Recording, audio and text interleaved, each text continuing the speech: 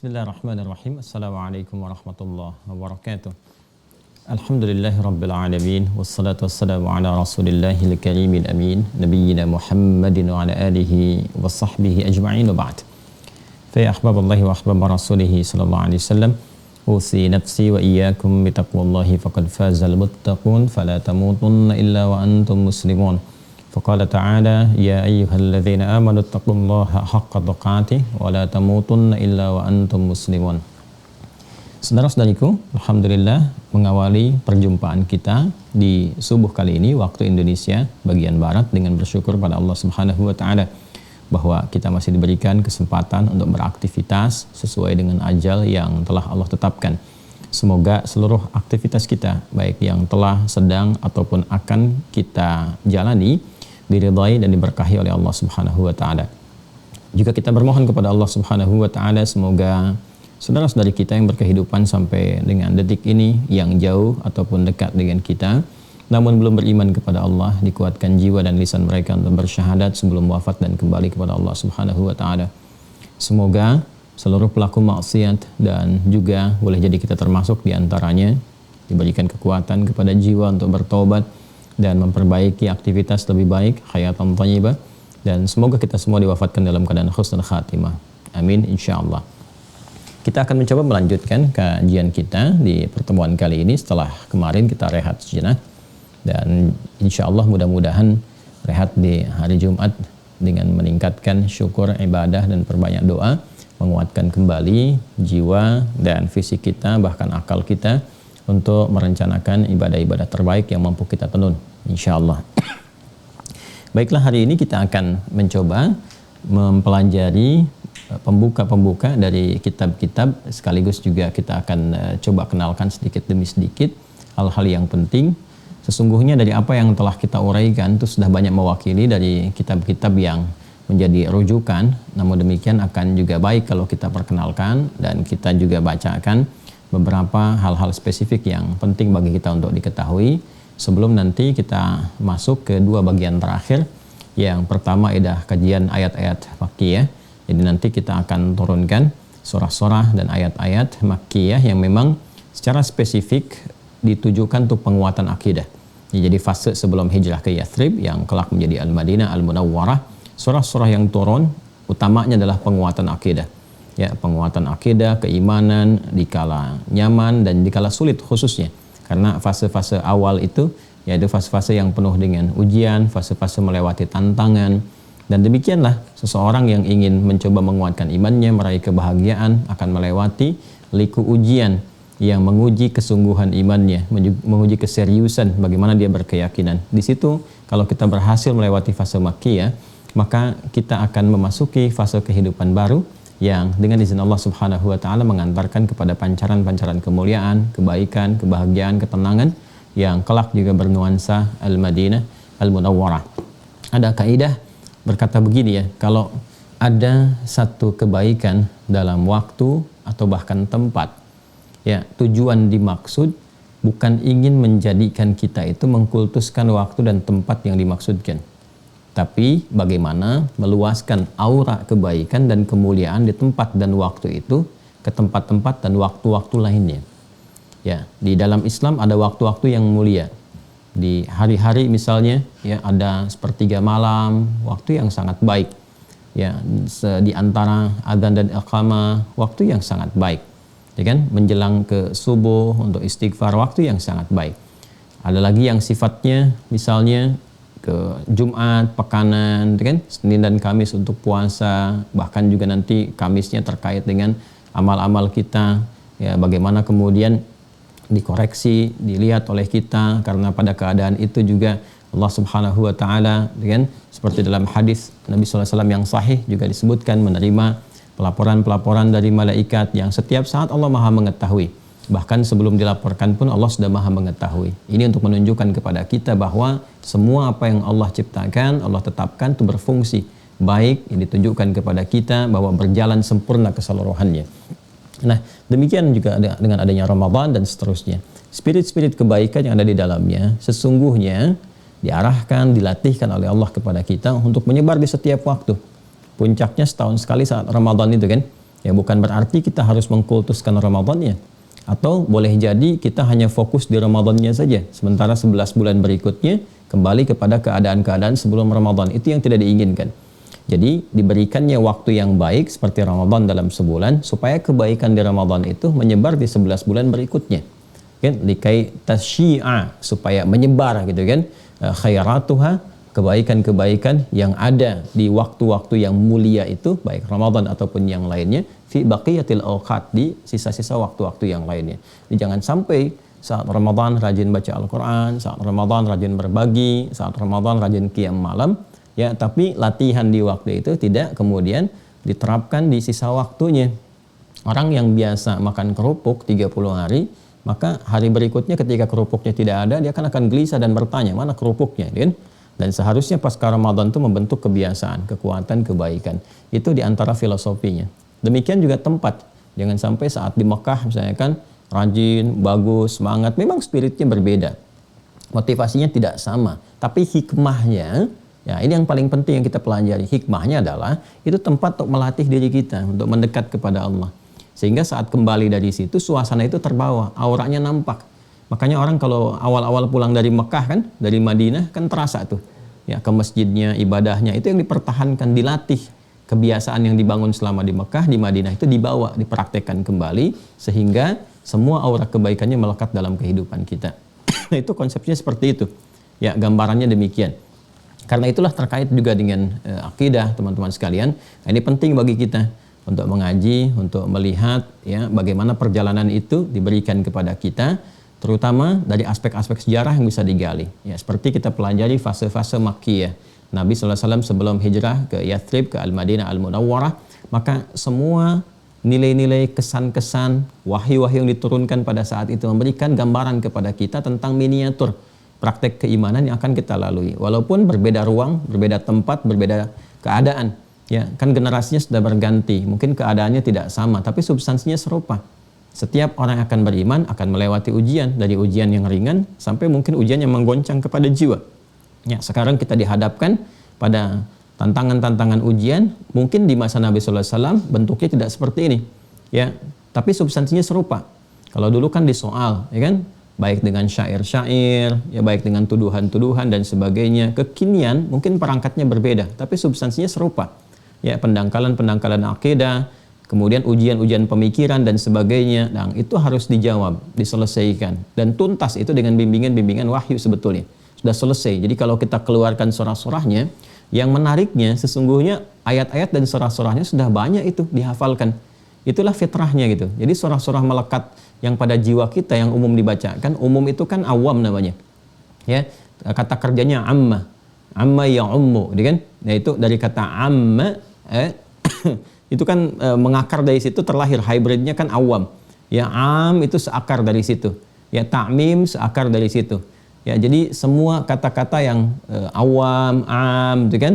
Itu seakar dengan verbnya dari kata ain, kemudian mim ditasydidkan jadi amma. Ya kan, sesuatu yang umum gitu kan. Nah, dari situ muncul kata awam. Melekat pada setiap jiwa orang-orang beriman, mudah dihafalkan kalangan awam, maksudnya umum, secara umum. Ya, itu tanpa disadari surah-surah itu adalah benteng akidah sebetulnya. Surah-surah yang terkait dengan penguatan akidah. Makanya kita umumnya kan banyak menghafal juz amma kan. Ya, juz amma itu bisa dipahami dengan dua hal.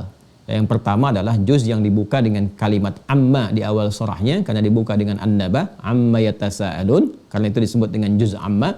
Juz ke-30 terakhir yang dibuka dengan kata amma di surah An-Naba. Ya, ada yang kedua dari segi maknawi. Ya, dari segi maknawi itu digambarkan ini juz yang umumnya diketahui, mudah dihafalkan oleh orang-orang Islam, orang-orang beriman. Ya, kenapa menjadi mudah? Salah satu hikmahnya bukan hanya desainnya itu digunakan untuk sholat sebagai kemudahan dalam ibadah, tapi lebih daripada itu kalau kita gali di antara rahasianya adalah menjadi mudah karena ini ayat-ayat yang otomatis menguatkan fondasi keimanan. Jadi surah-surahnya kalau kita pelajari, digali, itu lebih menguatkan keimanan kita, jiwa kita. Ya, ada yang membangun ketenangan, kenyamanan saat dikucilkan ketika misalnya memeluk Islam atau ingin lebih dekat dengan Islam, dengan tuntunan agama. Ya, ada pengucilan, ada tuduhan, ada macam-macam. Itu mengatasinya ada di situ. Ya, surah-surahnya ada di situ. ya bagaimana kita mengkaji ad-duha, al-insyirah gitu kan, dari gangguan-gangguan yang sifatnya bahkan ada gangguan spiritual yang sifatnya magic dan seterusnya, gitu kan. Nah, itu juga ada nanti surah-surahnya dan sebagainya. Nah, itu nanti kalau kita sudah sampai ke surah-surah itu, ngajinya selesai, dengan penjagaan sahabat tentang itu juga tuntas, baru kita masuk bagian terakhirnya ke dialektika masa-masa era pasca wafatnya Nabi sallallahu alaihi wasallam, masa sahabat, tabi'in, kemudian nanti munculnya golongan-golongan, pengaruh-pengaruh pemikiran-pemikiran di masa keemasan Islam. Nah, itu jadi pengetahuan saja. Ya, bukan materi pendalaman. Itu jadi pengetahuan untuk menghadapi tantangan. Sehingga nanti dari situ muncul sikap bijak. Ya, bagaimana kita menyikapi hal-hal demikian yang muncul dan berpegang teguh kepada yang benar. Nanti yang kita akan dapati dari situ puncaknya adalah tentang hadis Nabi Sallallahu Alaihi Wasallam itu, yang umat terbagi kepada berapa golongan dan sebagainya, dan nanti ada satu yang berpegang teguh kepada Alkitab dan Sunnah, yang itu yang akan dipegang kuat, ya. Nah, itu kemana arahnya? Ini kurikulum yang sedang kita kaji. Jadi kurikulum dasarnya ini yang kita bahas, yang jauh dari perpentangan, ya kan? Jauh dari perselisihan-perselisihan, semua akan sepakat. Yang kita bahas ya lebih daripada 50 episode. Ya, ini mungkin sudah episode yang ke-60 sekarang ini. Kalau kita mau kaji, itu nggak ada perbedaan pendapat di situ. Mau aliran manapun termasuk, ya. Kalau kita berada di frame keislaman, frame keimanan, semua akan sepakat. Ya, tentang rukun iman, tentang Allah dan seterusnya sampai dengan qada dan qadar sampai penjagaannya. Nah, nanti detail-detail terkait dengan itu kita akan kaji, dan ini yang akan kita pegang teguh. Ini yang abadi sifatnya. Akan terus berlanjut, akan dipegang oleh setiap insan beriman. Ya, sampai sekarang kan kita tidak pernah menyampaikan tentang atau membahas, ya, atau bahkan mengurai perbedaan pendapat ulama tentang apa yang kita kaji. Qul huwallahu ahad, ya qul huwallahu ahad, kan? Iman kepada malaikat terus sampai dengan selesai, ya, rukun-rukunnya sampai kemarin kita mengaji tentang penyakit-penyakitnya, itu semua persepsinya serupa. Nggak akan ada perbedaan. Nah, ini kurikulum hakiki yang kita pegang sampai wafat tuh, ini yang kita pegang. Ya, jadi bukan larut kepada perbedaan ini, perbedaan itu, perselisihan ini, perselisihan itu. Ya, habis nanti waktu kita ke situ. Ya, sementara implementasi dari akidah untuk beribadah malah semakin berkurang. Jadi sibuknya malah adu argumentasi. Ya, nah, sibuknya terjebak dalam dunia-dunia dialektika. Itu yang nanti menyita waktu berlebihan. Sehingga untuk ibadahnya, untuk menguatkan pada jiwa kita, orang dulu kan simpel-simpel. Ya, kita aja di masa, ya, saya mengalami waktu kecil 90-an itu kan nggak serumit sekarang gitu dialektikanya, ya kan?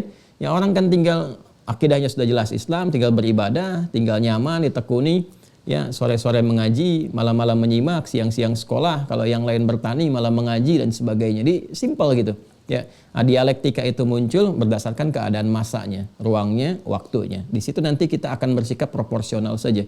Sementara yang kita jaga adalah itu.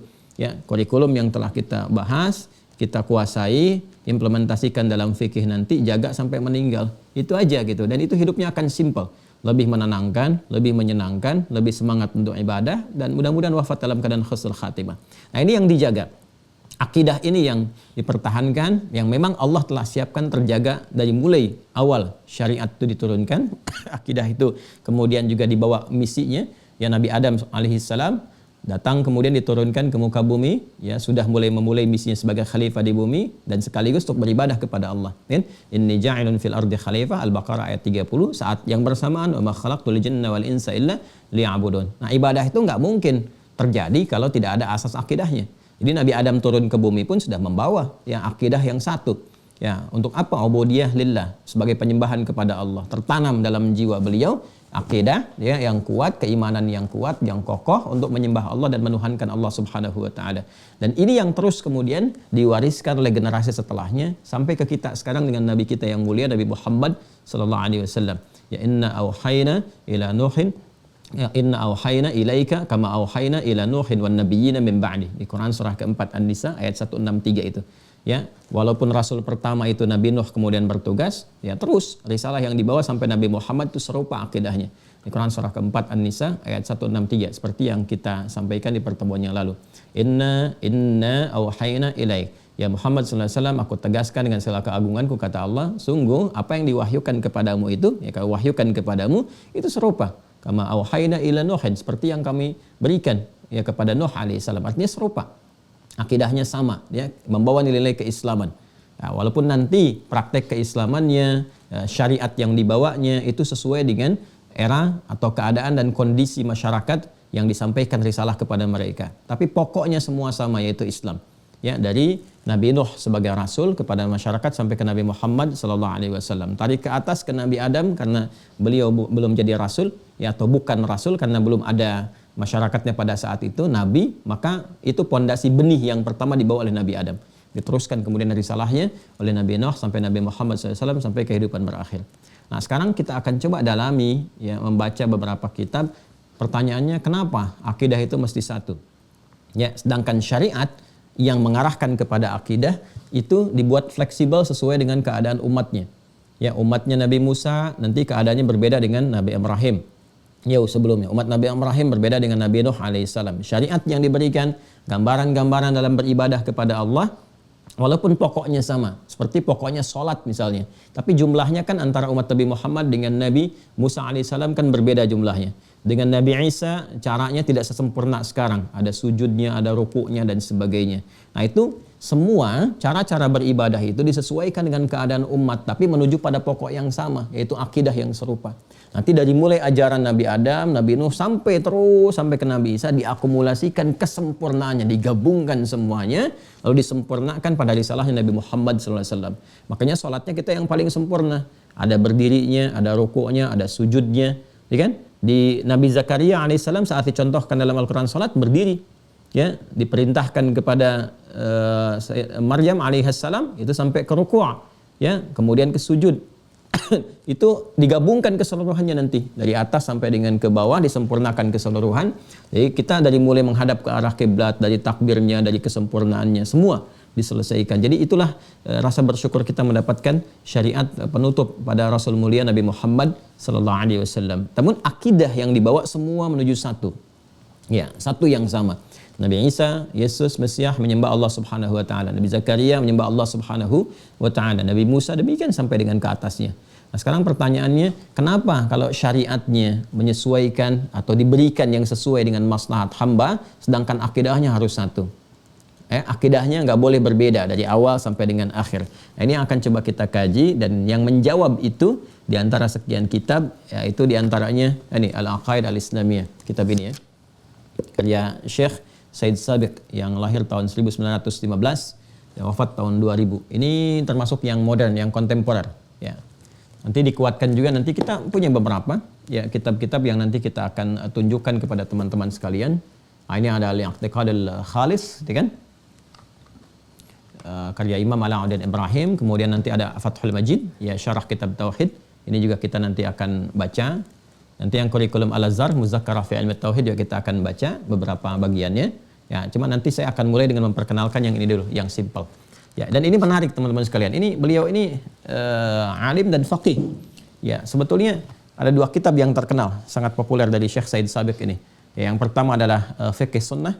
Fiqh Sunnah ini sudah banyak diterjemahkan. Ya, bahkan nanti mendapati komentar-komentar dan munculnya kitab-kitab yang juga mengisi, ya, atau ada yang kemudian menyebutnya menyempurnakan, atau ada yang menyebutnya kemudian menghadirkan penguat-penguat dari situ gitu. Jadi ini menarik. Apa yang ditulis oleh beliau menarik ulama-ulama lain untuk menulis juga, dan dengan judul-judul yang serupa. Ya. Misalnya Fikih Sunnah, nanti ada Syekh Muhammad Nasiruddin Al-Albani itu menulis nanti Tamamul Minnah. Ya, Fit Ta'liq ada Fikih Sunnah. Nah, nanti ada lagi misalnya Abu Malik Said Kamal itu menulis Sahih Fikih Sunnah. Asal kitab mulanya, sumbernya adalah kitab yang ditulis oleh beliau ini, Fikih Sunnah. Itu kitab yang memang sangat simpel, sangat mudah, bahasanya gampang dipahami dan jauh dari kontroversi. Itu hal-hal yang simpel untuk dikaji dalam masalah fikih. Nanti ketika masuk bab fikih saya tunjukkan. Nah, di sini nanti bahkan ulama di Saudi nanti kumpul bikin kitab lagi yang untuk memberikan gambaran dengan kitab ini, dibuat kitab lagi dari sini terinspirasi bikin metode yang mudah, namanya Al-Fiqhul Muyassar. Jadi ini menarik ini, ya, apa yang ditulis oleh beliau menginspirasi ulama-ulama lain untuk menghadirkan kitab-kitab dengan nama-nama yang serupa atau metode yang sama. Karena ini punya keunggulan, beliau itu kalau menulis keunggulannya itu di metodologi. Jadi mudah untuk dipahami, simpel, mudah dipahami, langsung ke esensinya gitu, seperti apa. Sehingga nggak terlalu rumit belajarnya. Nanti kalau sudah masuk bab fikih saya tunjukkan kitab-kitab induk seperti apa, turunannya bagaimana ke bawahnya, ya. Nah, di antara kitab yang populer itu yang pertama, yang kedua ini ya Al-Aqaid Al-Islamiyah di bidang akidah. Ini pun simpel. Dan simpelnya itu bisa memberikan penjelasan tentang konsepsi-konsepsi kitab-kitab klasik dengan nuansa yang modern. Ya, dengan pendekatan-pendekatan yang baru yang ada di zamannya gitu. Jadi, kita kan nggak terlalu jauh ya. Di abad ke-20 kan, dari 1915 sampai dengan ke-2000, sekarang kita masuk abad ke-21, kan nggak terlalu jauh masanya. Jadi isu-isu yang ditampilkan, kemudian kalimat-kalimat yang dibangun, ya kosakatanya, diksinya, itu mudah dipahami oleh era sekarang karena masanya nggak terlalu jauh. Ya kan? Nah, yang masa lalu kan gini, kalau kita mau contohkan sesuatu, ya memberikan contoh, ajarannya sama, substansinya serupa. Namun kalau kita ingin memberi contoh, kan kita nggak mungkin memberi contoh yang ada di masa depan. Yang memungkinkan diberi contoh itu yang ada di masa yang sedang kita lalui, ya kan? Kita memberi contoh sekarang, kita beri contoh ya orang-orang di masa kini, keadaan masa kini, masa lalu sebagai inspirasi, tapi masa depan belum dilalui kan? Nggak bisa kita berikan contoh di masa depan. Yang ada adalah perkiraan-perkiraan kita, mungkin begini, mungkin begitu. Kalau Al-Quran sudah mutlak, kalau hadis sudah mutlak. Nah ini karena dekat masanya ke kita, maka contoh-contoh yang diberikan pun nggak akan jauh dari apa yang pernah kita kenali. Ya, tahun 2000 kan masih dekat dengan kita. Sekarang 2022, jadi kan 22 tahun berlalu ke belakang, gitu kan? Nah, tahun 90-an kan nggak terlalu jauh. Jadi contoh yang diberikan pun di masa-masa kita alami, kita rasakan, sehingga, nah ini yang paling penting bagi kita. Ya, baik contoh penguatan akidah, penyimpangan-penyimpangan yang ada, pemikiran-pemikiran sebagai tantangan, kita hadapi langsung. Ya, karena embrionya boleh jadi muncul di masa itu, sekarang berkembang. Jadi kita tahu nih, oh ini kalau aliran ini, berarti ini aliran-aliran sebetulnya penyakit, membawa ini nih, nuansa-nuansa ini. Kan kemarin kita belajar penyakit akidah kan? Tentang nifak, jadi munafik, namanya bisa banyak. Nah ini kitab-kitab kontemporer penting, membawa bimbingan-bimbingan substansi yang serupa, yang mengakar sama sampai ke era Nabi, tapi menampilkan nuansa yang kita rasakan di dunia kekinian gitu. Ya, jadi kita tahu penyakitnya. Kalau dulu kita melihat misalnya ada Mu'tazilah, dengan Qadariyah, Jabariyah, itu kan masa-masa dulu istilah-istilahnya, kan? Kekinian itu bertransformasi nanti namanya. Ya, kayak Mu'tazilah, ada yang lebih Mu'tazilah dibandingkan Mu'tazilah dulu, seperti liberal, kan? Ya, yang dikenal dengan sepilis itu, sekular, liberal dengan pluralis dan sebagainya. Itu kan embrionya embrio seperti itu, tapi nuansanya kekinian. Jadi kalau Anda nggak kenal dengan yang sekarang, Anda akan mengira ini aja yang di masa lalu yang penyakit. Sementara nama-nama yang berubah kekinian seperti sekarang diduga sebagai aliran biasa. Ya, postmodernisme dalam pembahasannya itu ya. Di masa-masa modern melahirkan aliran pemikiran itu bukan baru sebetulnya. Sudah keduluan dan solusinya sudah ada. Nah ini kitab-kitab yang coba kita tampilkan. Kita membaca ya. Nah nanti apa yang sesuai dengan kurikulum kita itu yang kita ambil. Ya. Baik di halaman yang ke-9, yang saya yakin dulu pernah di-scan juga. Ya, pernah di-upload juga. Jadi kalau Anda masih pegang yang Al-Aqaid Al-Islamiyah, dulu kan yang mafhumul iman awal aqidah itu. Ya, kita sudah sampaikan intinya. Bismillahirrahmanirrahim. Limadza kanatil aqidah wahidah wa khalidah. Ya, limadza kanatil aqidatu wahidatan wa khalidah. Ya, pertanyaannya kenapa akidah itu mesti satu dan kekal? Ya, tadi kan sudah kita bahas dari awal, ya kan? Bahwa apa yang dibawa oleh Nabi Adam alaihissalam sampai Nabi Muhammad sallallahu alaihi wasallam, ya dari Nabi Adam turun ke bumi, kan, memulai misi. Quran surah kedua ayat 38. Qulna ihbitu minha jami'a. Jadi dimulai misi. Sebagai apa? Pertama khalifah, ya kan? Ini sudah saya terangkan berkali-kali namanya, termasuk konsekuensinya. Quran surah kedua ayat 30. Kemudian membawa misi ibadah. Quran surah ke-51 ayat 56. Ya kan? Beliau turun bersama pasangannya Sayyidah Hawa alaihissalam. Ya. Nah, jadi belum ada umat nih, belum ada masyarakat. Nah, karena itu statusnya nabi. Status beliau ini nabi. Ya, Nabi Allah. Ya, karena itu menjadi insan terpilih. Insan terpilih itu kan nanti bisa nabi statusnya, bisa rasul, kan? Bisa dari kalangan aulia, ulama, salihin. Ya, jadi kalau digabungkan nanti itu dipilih, itu istafa, pilihan-pilihan khusus yang memberikan kesan baik dan misi, itu bahasa Arabnya istafa namanya. Istafa. Ya. Kalau melekat kepada orang menjadi identitas disebut mustafa. Ya. Makanya kita menyebut Rasulullah SAW dengan nama Mustafa yang terpilih. Nah ini bukan hanya sekedar terpilih, tapi dipilih untuk membawa kesan keutamaan tertentu dan misi-misi tertentu. Ya, bisa nanti nabi, bisa kalangan rasul, bisa kalangan auliya as-salihin minal ulama, dari kalangan ulama dan turunannya.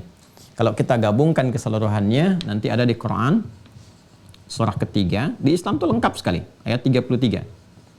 Ya. Jadi bukan hanya paparan, tapi lengkap dengan pondasi dalilnya, keterangannya yang sifatnya valid. Innallaha astafa Adam, ya, sebagai nabi. Kemudian juga nanti turun dengan pasangannya Sayyidah Hawa alaihissalam. Nah, keduanya nanti membangun rumah tangga dengan misi ini sebagai khalifah dan juga untuk beribadah. Ya, saat berumah tangga ini nanti melahirkan keturunan-keturunan dari beliau. Quran surah berlahir keturunan. Ya, dalam berumah tangga, keturunan yang menyebar. Ini berumah tangga. Hadirkan keturunan yang menyebar. Quran surah keempat, ayat 1. An-Nisa ayat 1. Ya ayuhan nasu taqu rabbakumul ladzi khalaqakum min nafsin wahidah, Adam. Wa khalaqa minha zawjaha, Hawa. Wa batta minhuma rijalan katsiran wa nisaa'a. Berketurunan. Ya kan? Nanti dari keturunan ini melahirkan komunitas. Mulai bersuku-suku, mulai berkomunitas, bermasyarakat, berkelompok, ya, RT, RW dan sebagainya sampai dengan menyebar. Nanti ini komunitas yang bersuku-suku, ya. Ada di Quran surah ke-49, ayat ke-14. Ayat 13, maaf, ayat 13. Ya. Quran surah 49, ayat ke-13. Ya ayyuhan nas, ini ya ayyuhan nas, dia ayyuhan nas. Ya ayyuhan nasu inna khalaqnakum min dzakarin wa untha. Hai semua manusia, kami ciptakan kalian dari keturunan Adam, itu ada yang laki-laki dan perempuan. Wa ja'alnakum syu'uban wa qabail. Dan kami tetapkan keadaan kalian itu berkomunitas dan bersuku-suku. Lita'arafu, supaya membangun harmoni, menuntaskan misi ini. Tahu dari mana misi ini? Ya, yang dituntaskan. Ujung ayatnya lihat, inna akramakum indallahi atqakum. Sungguh yang paling mulia di antara kalian di sisi Allah adalah orang yang paling takwa. Sedangkan takwa itu puncak dari perjuangan nih sebagai khalifah dan ibadah. Ibadah membentuk ketakwaan kan? Ya, salat jadi orang takwa, puasa menjadi takwa, haji, umrah menjadi takwa dan turunannya. Ini gambarannya. Nah, ini berkomunitas, tentu sudah ada generasi yang terus mewariskan, karena sebagai khalifah maknanya dari kata khalafa itu saling menggantikan. Kalau saling menggantikan berarti kan selesai. Kalau selesai meninggal, pulang kan? Makanya kita bahas di pertemuan lalu, semua yang misi yang dibawa ini diberikan batas waktu, disebut dengan ajal. Ya. Ini yang berkomunitas, komunitas bersuku-suku, itu gabungannya itu disebut dengan umat namanya. Ya kan? Makanya kita mengenal umatnya ini, umatnya itu. Umat Nabi Ibrahim, umat Nabi Musa, umat Nabi Isa, umat Nabi Muhammad sallallahu alaihi wasallam, ya kan? Nah, ini setiap yang bergenerasi, berumat, berkomunitas, itu diberi batas waktu kehidupan dengan nama ajal. Adam pun juga punya ajal. Seperti yang lainnya juga punya ajal. Quran surah ke-7 ayat 34. Ya. Walikulli ummatin ajal. Setiap umat ada batas waktu berkehidupannya untuk menuntaskan, menyukseskan ini, membawa misi khalifah dan ibadah di muka bumi. Walikulli ummatin ajal fa idza jaa ajaluhum la yastakhiruna sa'atan wa la yastaqdimun.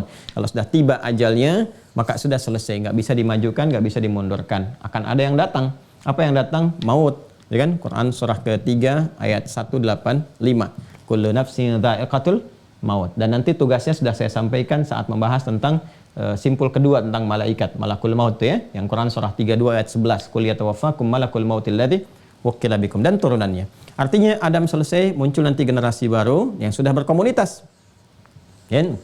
Karena sudah ada komunitasnya, ada masyarakatnya. Nah, teman-teman sekalian, di sini maka tugas yang dipilih itu oleh Allah ya sudah harus menyampaikan bimbingan risalahnya bukan hanya kepada pribadinya. Kalau pribadi masih nabi ini. Ya, untuk Adam dan keluarga terdekat masih nabi. Tapi kalau sudah ada komunitas, masyarakat, dakwahnya, bimbingan sudah meluas, maka menjadi rasul. Jadi kalau ini Nabi Allah, kalau ke sini nanti sudah Rasulullah. Ya. Statusnya untuk pribadinya sebagai Nabi, ya, kemudian berdakwah ke masyarakat sebagai Rasul. Jadi Nabi dan Rasul ini sudah dua. Ya, perbaiki pribadi sebagai Nabi, kemudian mengajar, membimbing masyarakat sebagai Rasul. Maka di sini dikenal komunitas pertama yang sudah meluas, itu kan, dibimbing. Maka Rasul pertama dikenal dengan Nabi Nuh alaihissalam. Ya, terus ini. sampai ke Nabi Muhammad SAW. Rasul yang terakhir, Nabi yang terakhir, yang paling sempurna membawa risalah, karena setiap generasi ini nanti ini terus ya akan mendatangkan nabi baru yang mengakumulasikan tugas-tugas sebelumnya. Di Nabi Nuh ini meneruskan risalah Nabi Adam terus. Ya, nanti wafat Nabi Nuh kan ini berkembang lagi banyak nih. Ya, nanti ada nabi yang lainnya lagi, Rasul mengonfirmasi risalah Nabi Nuh. Ya, disempurnakan di eranya. Kan ini setiap era berkembang. Ya, zaman ini ada A, zaman ini sudah ada B. Ya, kita kan di 10-20 tahun ke belakang sudah melihat perbedaannya. Ya, sekarang sudah masa digital. Kemarin-kemarin belum seperti itu. Handphonenya juga berbeda dan sebagainya gitu kan.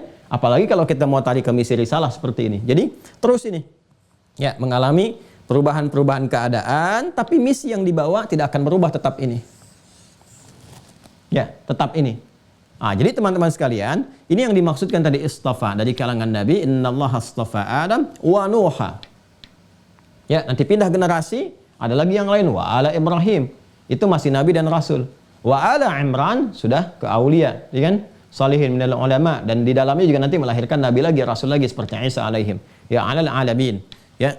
Seperti Isa alaihi salam dan turunan-turunan yang lainnya. Jadi ini yang ingin saya gambarkan. Semua gambaran ini, ya, perjalanan ini itu membawa misi yang sama ini. Tuh. Untuk menuhankan Allah, mengesakan Allah, gitu kan? Dan menerjemahkan semua fungsi ibadah, menuhankan, mengesakan itu kemana? Ini dalam tugas-tugas keduniaan. Nah, sedangkan ibadah itu pondasinya akidah. Nggak mungkin bisa ibadah kalau nggak ada akidah. Ya kita mau nyembah siapa? Kalau nggak ada dasar kekuatan untuk penyembahannya, keimanannya nggak ada. Ya ibadah itu baru bisa terjadi kalau kita sudah menuhankan. Ya, kalau kita sudah berketuhanan, ada Tuhannya, ada cara menyembahnya, ya kan? Karena itu dasar ibadah itu pokoknya akidah. Nah, kan? Ini pokoknya. Ini penting sekali ya, konsepsi ini yang ingin saya terangkan. Ini pokoknya akidah. Ada akidah, baru ada ibadah. Nggak mungkin nggak ada akidah. Ya tiba-tiba ibadah itu nggak mungkin. Apa yang disembah, ya kan? Apa yang dituhankan mesti ada dulu, ini pokoknya. Ya, karena itu perintah untuk ibadah ini kan ini kata kerjanya dari kata abadah, ya kan? Abadah yang abudu. Ya, orang yang melakukan disebut abdun, jamaknya disebut dengan ibad, ya kan? Perintah kepada abdun, kepada ibad untuk ibadah disebut dengan u'bud, ya, atau a'budu, ya, beribadahlah, sembahlah dan seterusnya. Ini abadah, ya kan? Ini orangnya abdun, jamaknya ibad, a'bud. Ini yang disembahnya al-ma'bud, al-ma'budul haq, ya kan? Al-ma'bud al-haq. Baik, ini dasarnya. Nggak mungkin ibadah kalau nggak ada yang disembah, harus ada yang disembah dulu. Karena itu Allah ketika mengenalkan dirinya sebagai Tuhan, sebagai al-ma'bud al-haq, mengenalkan dulu saya yang disembah yang sesungguhnya. Quran surah ke-20 itu Thaha. Ini mahal sekali nih ya. Ini kaitan dengan fungsi jiwa kita sampai kembali kepada Allah. Quran surah 20 ayat 14. Innani anallah, kata Allah, sayalah Allah. Ya, la ilaha illa ana, enggak ada Tuhan yang hak kecuali saya. Pendek sekali. Karena memang harus pendek, fitrah ketuhanan jelas, ya. Innani anallah, sungguh sayalah Allah, saya tegaskan saya Allah, kata Allah. La ilaha illa ana, enggak ada Tuhan selain saya. Ini al-ma'budul haq. Baru setelah itu ada ibadah, diperintahkan. Perintahnya ubud, fa'budni. Tuh, jelas kan? Fa'budni. Setelah ada akidah, baru ada ibadah. Fa'budni. Sembah saya. Bertanya bagaimana cara menyembahnya? Wa aqimis salata li dzikri. Ya, buktikan, implementasikan lewat salat. Ya, untuk menunjukkan kalian ingat, kalian menuhankan aku, ya kan? Kalian terhubung kepadaku. Itu. Jadi ada akidah, ada ibadah, nanti implementasinya apa ibadahnya jenisnya?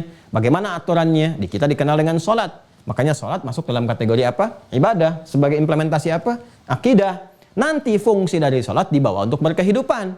Jadi itu praktek latihan untuk terhubung kepada Allah. Saat konektivitas itu ada, pesan-pesan dari sholat itu diterjemahkan dalam perilaku. Makanya tanha anil fahsya'i wal munkar. Itu fungsi apa? Khalifah. Ini nyambung semua, ya kan? Jadi yang di bawah ini semua, teman-teman sekalian, akidah dalam rangka menyembah, memakmurkan ini dan seterusnya, yaitu diterapkan di setiap generasi dan diminta semua patuh, ya. Jadi ini bentuk kepatuhan. Kalau sudah akidah itu sifatnya mesti patuh, sami'na wa ata'na. Ya, patuh, tunduk dan seterusnya. Bagaimana cara melakukannya? Nanti Allah memberikan jalan-jalan sesuai dengan keadaan umatnya. Nggak mungkin disamakan umat Nabi Muhammad dengan umatnya Nabi Musa alaihissalam. Keadaannya berbeda, secara fisik berbeda, tantangannya tidak sama, kegiatannya tidak serupa. Zaman Nabi Musa belum ada Google, belum ada media sosial, belum ada macam-macam, nggak ada kereta api, nggak ada pesawat dan seterusnya. Ya, jadi keadaannya tidak sama, ya kan? Tapi akumulasi keadaan di masa lalu itu akan menyempurnakan, menggabungkan satu dengan yang lainnya, dan indahnya nanti diturunkan syariat yang menyempurnakan, mengcover semua itu di eranya Nabi Muhammad SAW sampai kehidupan berakhir. Nah, cara memberikan jalan untuk mengoptimalkan itu disebut dengan syariat. Jadi syariatnya bisa berbeda di zaman Nabi Musa, Nabi Isa sampai ke Nabi Muhammad SAW. Kita tarik garis yang nggak terlalu jauh gitu kan ke atasnya. Walaupun ada kemiripan-kemiripan kasus, penanganannya bisa berbeda sesuai dengan keadaan umat, tapi semua mengakar pada akidah yang sama.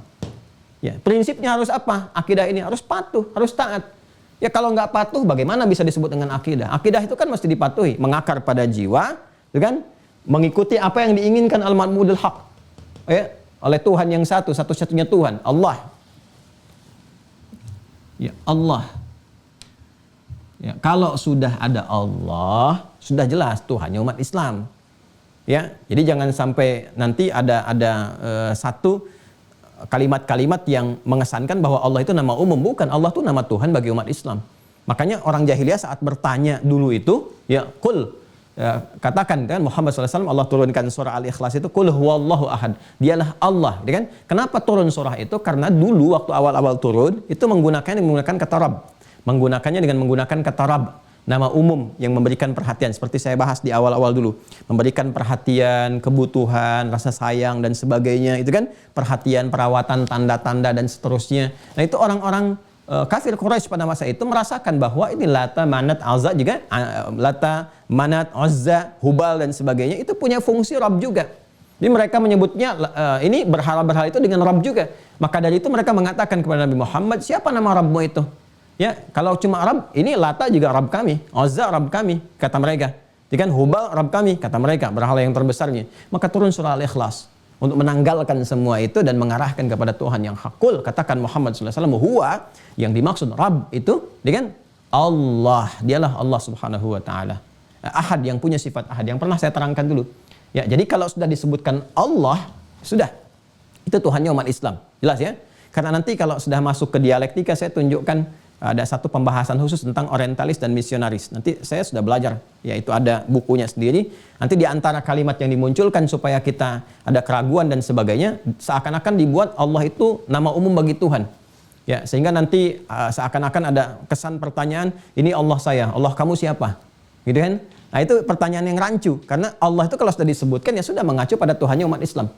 Jelas ya? Nah ini al-ma'budul haq. Jadi setiap yang terhubung ke sini, ini yang disebut dengan akidah. Dan sifatnya harus dipatuhi, harus ditaati. Patuh, taat. Oh jelas, ya, Anda sama pimpinannya patuh, taat. Kalau nggak patuh, nggak taat, pimpinan birokrat keluar kan, pindah posisi, dimutasi atau selesai.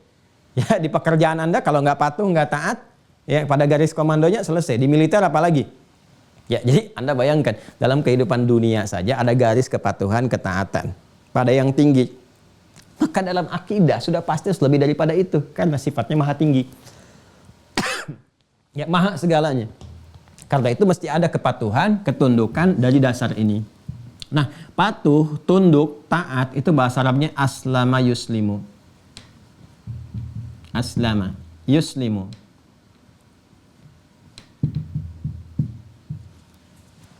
Ya. Orangnya disebut muslim. Orangnya muslim.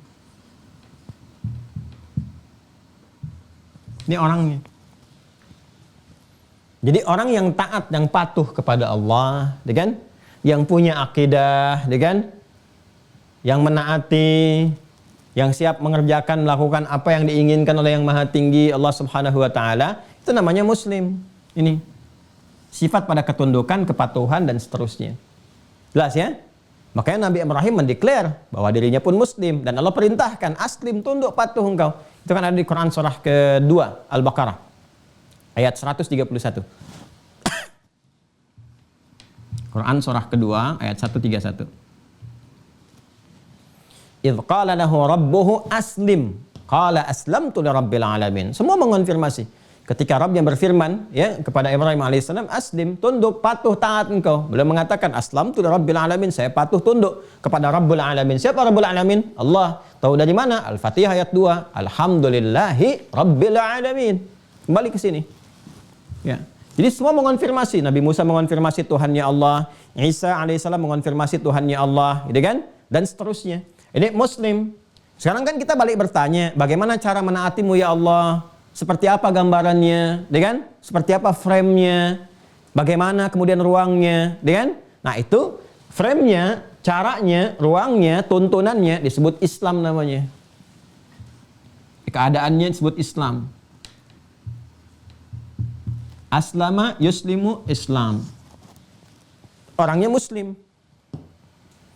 Jadi ketika dia mengatakan saya patuh tunduk kepada Allah, taat kepada Allah, itu sudah masuk di dalam Islam. Ini frame-nya. Orangnya disebut apa? Muslim. Jelas ya? Ah, jadi kalau mau kita konfirmasi ke atasnya semua, ini semua Muslim. Ini Adam. Adam tunduk nggak? Patuh nggak kepada Allah? Patuh, berarti Muslim. Ya kan? Nabi Nuh tunduk, patuh nggak kepada Allah? Patuh, taat. Mana mungkin menyimpang dari ketentuan Tuhan? Nggak mungkin. Nabi Nuh alaihissalam menggeser risalah, memanipulasi atau mengkorupsi wahyu yang turun. Tidak mungkin, pasti patuh, taat, berarti Muslim. Ya. Kalau sudah Muslim, pasti Islam, akidahnya pasti sama. Ya kan? Nah, kalau syariatnya mungkin akan sesuai dengan keadaan umat, tapi akidah akan sama. Berarti akidahnya apa? Akidahnya Islam. Ya kan? Karena mengakar pada satu jalur yang sama. Berarti Nabi Nuh Muslim, Nabi Musa Muslim, Nabi Isa Muslim. Apa yang dibawa risalahnya? Risalah Islam. Syariat sesuai dengan keadaan umat. Kalau benar nanti mengerjakannya dengan baik, nah ini orangnya Muslim, frame-nya al-Islam, tuntunannya disebut dengan as-silmi. Ini sudah punya makna sendiri, Allahu Akbar. Ya. Jadi ini spiritnya kepatuhan, ketundukan. Makanya ketika mendengar semua perintah Allah, kita katakan sami'na, kami dengar, wa ata'na, kami taat. Nih. Sami'na wa ata'na, sami'na wa ata'na. Amana ar-rasulu bima unzila ilaihi min rabbi wal mu'minun. Kullun amana billahi, ya kan? Wa malaikati wa kutubi, terus sampai di ujungnya apa? Sami'na wa ata'na. Mereka semua mengatakan sami'na wa ata'na. Ghufranaka rabbana wa ilaikal masir. Ya kan? Itu yang Al-Baqarah ayat 285 itu. Ini harusnya sami'na, kami dengar, kami taat, kami patuh. Nah, taat patuh itu ya Muslim. Semua mengatakan demikian. Nah, nanti untuk menaati itu frame-nya disebut Islam. Ajarannya disebut dengan silmi. Makanya kalau orang sudah Islam, sudah Muslim, artinya dia yakin dengan Allah kan? Ini. Ya, keyakinan itu disebut dengan iman. Iman itu nama lainnya apa? Akidah ke sini. Orang yang sudah yakin kepada Allah, jadi patuhnya bukan kepada lain. Ya, patuhnya bukan kepada yang lain, tapi kepada Allah. Taatnya kepada Allah. Kepatuhan, ketaatan, keyakinan yang tinggi kepada Allah untuk dipatuhi, ditaati, itu disebut iman namanya. Ya, kata kerjanya disebut amana. Amana. Jamaknya disebut amanu. Ya, karena itu di Al-Baqarah, Quran surah kedua, ayat 285, dikonfirmasi yang ini tadi. Nih, perjalanan para rasul itu. Untuk menunjukkan bahwa iman mereka itu kepada Allah, bukan kepada lain. Ya, amanar rasulu bima unzila ilaihi mir rabbihi wal mu'minun. Semua rasul itu yakin beriman pakai kata amanah terhadap apa yang diwahyukan kepada mereka. Termasuk orang-orang beriman yang mengikutinya. Kalau sudah amanah dari kata iman, pemilik iman. Iman itu kan ikatannya disebut dengan apa? Akidah. Ya. Makanya panggilan bagi orang yang sudah beriman, ya, dan siap tunduk patuh kepada Allah, Muslim, dan mengikrarkan dia beriman, panggilannya bentuknya amanu sebagai bentuk jama'. Karena itu di Al-Quran kita temukan panggilan-panggilan iman. Ya ayyuhalladzina amanu, ya ayyuhalladzina amanu, ya ayyuhalladzina amanu, kutiba alaikumussyam, ya ayyuhalladzina amanu, aufu bil uqud. Jadi kalau dipanggil ya ayyuhalladzina amanu, disentuh dua sekaligus. Satu, iman, konfirmasi akidahnya. Kedua, konsekuensi kepatuhannya. Makanya kalau ada ayat turun ya ayyuhalladzina amanu, sahabat langsung mengatakan sami'na wa ata'na. Dari sini bentuk kepatuhan, ketaatan. Nah, apa yang diperintahkan isi dari Islam itu disebut dengan silmi. Makanya nanti setelah ya ayyuhalladzina amanu, kita diminta untuk masuk ke sini mengerjakan ini semua. Ya, semampu kita secara menyeluruh, jangan sebagian-sebagian. Ya, beriman di masjid, di luar di masjid tidak beriman lagi. Saat sholat beriman, setelah sholat gak beriman lagi. Tidak, mesti menyeluruh. Sesuatu yang menyeluruh, komprehensif, semampu kita disebut kafah namanya. Kafah. Ya. Karena itu dijelaskan di Quran surah kedua, ayat 208. Kan? Ya ayyuhalladzina amanu udkhulu fis-silmi kafah. Hei orang-orang yang telah menyatakan beriman kepada Allah Subhanahu wa taala, buktikan komitmen imanmu. Sami'na wa ata'na, siap ya Allah, muslim. Jadi kalau sudah muslim, sami'na wa ata'na, sami'na wa ata'na. Ya? Buktikan keimanannya. Lewat apa ya Allah? Ini kerjakan. Perintah, jauhi larangan. Udkhulu fis-silmi, bukan fil Islam, karena kalau Islam sudah otomatis dengan beriman itu sudah di Islam. Ajaran tuntunan disebut silmi. Nanti kalau dikerjakan, Allah turunkan manfaatnya begini, berkahnya di sini, dijelaskan di akhirat akan dapat begini, begini dan sebagainya. Nah, semua akumulasi itu, pemberian-pemberian itu yang memberikan ketenangan, kenyamanan, kebahagiaan, kemudahan, akses, kedamaian sampai dengan akhirat disebut salam namanya. Salam. Ini semua terkait nih.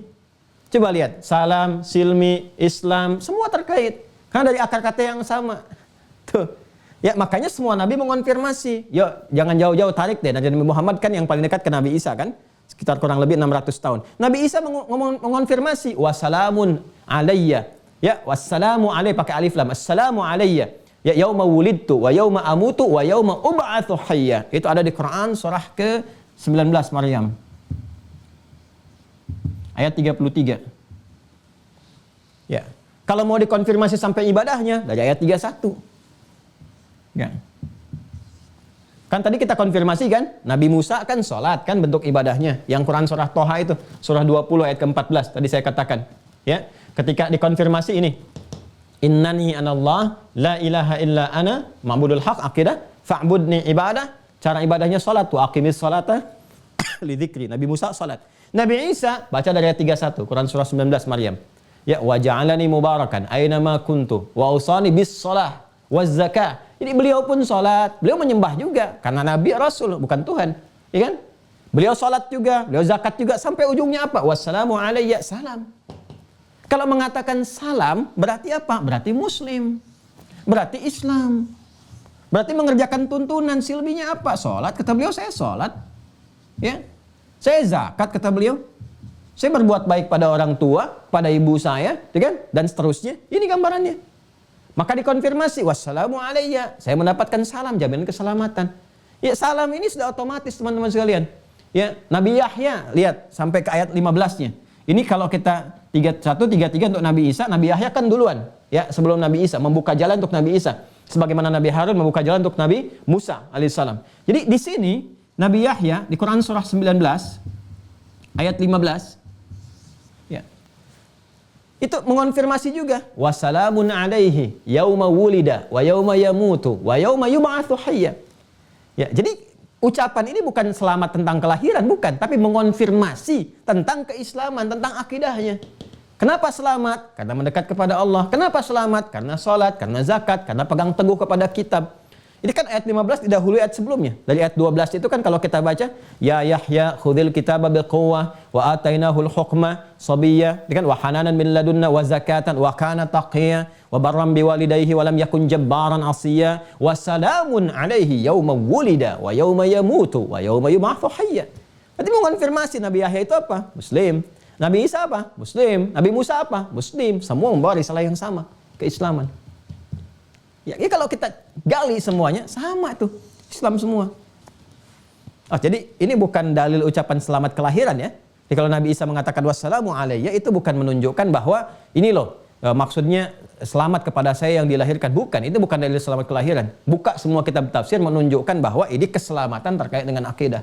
Maka Allah menjamin keselamatan untuk saya, kenyamanan, kebahagiaan, ketentraman saat saya terlahir ini, ya kan? Kemudian saat saya apa lagi? Ya, saat saya mengalami kehidupan, kemudian akan wafat sampai dengan di akhirat nanti. Itu bukan perkataan selamat untuk kelahiran, bukan, tapi jaminan keselamatan karena menganut akidah yang benar, beribadah secara benar, sebagaimana kita pun ya membiasakan mengucapkan ini untuk mengonfirmasi keislaman kita. Bukankah kita dalam sholat? Sholat kan masuk ke sini. Terus prakteknya ke sini. Makanya dalam sholat ada akidah. Asyhadu an la ilaha illallah, asyhadu anna Muhammadar Rasulullah. Tahiyat kan? Ya kan? Terus diangkat menunjukkan keesaan, Allah esa kan? Seperti ini kan? Ya, lalu ditutup dengan apa? Setelah kita selesai sholat. Assalamualaikum warahmatullah. Salam. Karena berharap ini dapat salam. Kita berikrar, ya Allah, saya sudah bersyahadat, saya sudah sholat, saya patuh, saya Islam, saya Muslim. Mohon berikan salam yang mengandung rahmat dan barakahmu. Assalamualaikum warahmatullah. Assalamualaikum warahmatullah. Ya kan?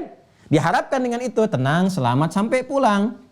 Makanya surganya pun disebut dengan Darussalam. Kita mintanya mengatakan Allahumma antas salam. Allah pemiliknya disebut dengan Assalam. Ya. Kita minta keberkahan, kemuliaan dari Allah yang Maha Pemurah, pemberi segalanya. Pemberi segalanya itu Dzul Jalali wal Ikram. Makanya di Ar-Rahman setelah diakumulasi semuanya Dzul Jalali wal Ikram. Di puncak ujungnya itu kan. Maka kita mengatakan diajarkan oleh Nabi Allahumma antas salam wa minkas salam. Dengan tabarakta ya Dzul Jalali wal Ikram. Kalau mau kita lengkapi dengan doa, kita kumpulkan semuanya, kita gabungkan sampai ke surganya. Allahumma antas salam wa minkas salam wa ilaika ya'udus salam fahayyina rabbana bis salam wa adkhilnal jannata daras salam tabarakta ya dzal jalali wal ikram. Ya. Bahkan panggilan di surga pertama kali menyambut menggunakan kata salam dari malaikat. Ya. Yang Quran surah ke-13 itu Ar-Ra'd. Ya kan? Ayat ke-24. Ya, dari 23-nya mulai diparadekan masuk ke surga 24 disambut. Kalau kita baca dari ayat 23-nya, jannatu 'adnin yadkhulunaha wa man salaha. Ya kan? Min abaihim wa azwajihim wa dzurriyyatihim wal malaikatu yadkhuluna 'alaihim min kulli bab. Apa yang mereka katakan? Salamun 'alaikum bima sabartum. Nyambung. Apa yang tidak jelas di Islam itu semuanya nyambung. Jadi kita turunkan dari awal ini sampai terkonfirmasi semua. Ini menunjukkan ajarannya benar. Karena dari generasi sebelumnya mengonfirmasi, yang sekarang mengonfirmasi sama-sama. Coba Anda cari deh, ya, satu keyakinan apapun di muka bumi yang mengonfirmasi sebelum, ya, kemudian sekarang sampai menjelaskan yang akan datang, dan semuanya itu sama, ya, nggak ada bedanya, semua sama, serupa. Nah ini jalur akidah. Nah jadi akidah itu, nah ini dari awal sampai akhir itu sama, nggak ada yang beda. Ini apa yang disampaikan para nabi dan rasul sebelumnya. Yang penting dijawab sekarang pertanyaannya, kenapa harus sama? Namanya, ya kan, tuntunannya, ajarannya, sedangkan syariatnya bisa beda. Ya, syariat itu kan implementasi dari ini sesuai dengan keadaan dan kemampuan masyarakat di masa-masa Nabi dan Rasulnya. Karena keadaan zaman perkembangannya berbeda. Itu disesuaikan dengan keadaan umatnya, ya kan? Nah itu syariat bisa berbeda. Tapi akidah kenapa sih harus sama? Rukun iman dari dulu sama sampai dengan sekarang. Simpul-simpulnya iman kepada Allah, iman kepada malaikat, iman kepada kitab, terus sampai qada dan qadar sama, dikonfirmasi di Al-Baqarah ayat 285 itu kan sama semua. Ya, yang dulu juga begitu, sama. Pertanyaan kenapa sama? Kenapa akidahnya mesti sama? Kenapa mesti Islam juga? Ya, kenapa simpulnya 6 sama dijaga dari Nabi Adam sampai Nabi Muhammad sampai kita sampai kehidupan berakhir? Nah, ini yang dijawab oleh kitab ini. Jadi saya tuh mengantarkan dulu, saya bahas ini, saya antarkan baru dijawab ke sini. Ya. Ini fungsinya kenapa ini mesti abadi? Kenapa mesti Islam? Kenapa manusia sih mesti Islam? Ya, kenapa harus jadi Muslim? Tunduk, akidahnya mesti serupa di setiap zaman, melintasi ruang dan waktu yang berbeda, tapi harus sama, semua terjaga. Apa hikmahnya? Nah ini baru kita baca. Paham ya? Allahumma shalli ala sayyidina Muhammad. Mudah-mudahan paham ya. Baik, bismillahirrahmanirrahim. Wa innama ja'alallahu hadhil aqidata 'ammatan lil bashar. Dan sesungguhnya hikmah Allah menjadikan akidah ini mencakup seluruh manusia. Ya, tanpa kecuali. Jadi tadi yang saya sampaikan, semua satu akidah. Dari zaman Nabi Adam alaihissalam sampai kehidupan berakhir. Kenapa dijadikan satu? Wa khalidatan 'ala dahri. Dan kekal, abadi, melintasi setiap zaman. Ya. Lima laha minal atharil bayyin wa naf'i zahir fi hayatil afradi wal jama'at. Karena, nah ini dia. Ya, akidah ini memiliki dampak atau pengaruh yang jelas. Memiliki dampak atau pengaruh yang jelas bagi kehidupan yang bermanfaat, baik secara pribadi ataupun komunal. Secara singkatnya, Ya memang fitrah hidup manusia itu kalau ingin maslahat ya harus akidahnya harus ini. Sesuai dengan fitrah hidup manusia. Paling singkatnya begitu. Ya, fitrah hidup kita kan ini. Gak ada yang bisa bergeser dari sini. Ya. Fitrah hidup kita kan cuma dua. Ibadah, ya kan? Diterjemahkan dalam bentuk khalifah di muka bumi. Ini. Dua ini aja, gak ada yang lain. Jadi tubuh kita diciptakan dengan sempurna, punya akal, ada rohnya, fisiknya diminta kuat, makan ini itu, nggak ada yang lain untuk memenuhi ini aja. Nggak ada yang ketiga, cuma di sini aja. Dua ini. Ya. Ibadah, dan ini selalu keterkaitan dengan ini, implementasinya ke sini. Ya kan? Coba lihat, kalau tidak percaya silahkan dicek. Mau memenuhi kebutuhan fisik, tetap fungsi khalifah itu ada. Memakmurkan dalam kehidupan, membawa manfaat. Makanya bangun ini, bangun itu untuk memakmurkan kan? Ya. Menghadirkan kesuksesan dalam pekerjaan, dalam aktivitas, ya kan? Terus saling menggantikan, makan supaya sehat, istri makan, saat mengandung makan supaya janinnya juga baik, ya, lahir sehat dan sebagainya. Ini fungsi khalifah di muka bumi. Membangun, saling menggantikan, menghadirkan manfaat, menyukseskan. Puncaknya ini dipakai ibadah. Untuk sholat, untuk zakat. Bagi insan beriman itu kalau kerja dapat harta supaya apa? Bisa zakat, bisa infak, bisa sedekah, bisa sholat dengan pakaian yang baik, yang wajar, bisa haji, bisa umrah. Ini nggak ada yang lain. Ya, makanya kita diciptakan pun untuk ini. Quran surah ke-51 ini ayat 56. Wa ma khalaqatul jinna wal insa illa liya'budun. Ketinggian derajat kita untuk ini, ketika memenuhi ini tinggi di hadapan Allah. Ketika bergeser rendah, serendah-rendahnya. Jadi kita itu disebut manusia karena untuk memenuhi ini. Allah menciptakan kita itu untuk ini. Karena malaikat sudah ada sebelumnya. Jin sudah ada. Kita itu bashar diciptakan. Manusia diciptakan untuk ini. Karena saat Allah memviralkan penciptaan manusia. Inni khaliqun basyara. Saya akan mencipta bashar. Quran surah 15 ayat 28. Itu kan diviralkan kepada malaikat. Kepada jin yang sudah ada sebelumnya. Untuk fungsi ini. Manusia itu ada di esensi ini. Jadi kalau bergeser dari sini hilang. Ya, nilai kemanusiaannya di sisi Allah Subhanahu wa taala. Harus balik ke sini. Sedangkan pondasi untuk ini itu nggak ada yang lain kecuali akidah. Jadi akidah itu disiapkan untuk menguatkan ini. Jadi kalau nggak ada akidah, bagaimana bisa benar ibadah? Karena itu semua manusia dari berkehidupan awal Adam alaihissalam sampai puncak terakhirnya akidahnya mesti sama. Karena akidah ini pondasi untuk menjalankan ibadah. Pondasi untuk menjadi khalifah di bumi. Kalau ininya beda, ini nggak akan maksimal. Ya, silakan cek. Kalau akidahnya nggak sama, ibadahnya pun nggak akan sama. Akidahnya berbeda, akidah bukan Islam. Nyembahnya nggak mungkin ke Allah. Pasti beda. Ya. Dan nggak akan ada satupun ya kecuali Islam yang membahas konsepsi akidah itu dengan terang benderang. Karena konsepsinya bukan buatan manusia, langsung disiapkan oleh Allah. Lihat korelasinya tuh yang tadi saya terangkan. Sampai ke simpul iman. Di iman ada 6 simpul lagi.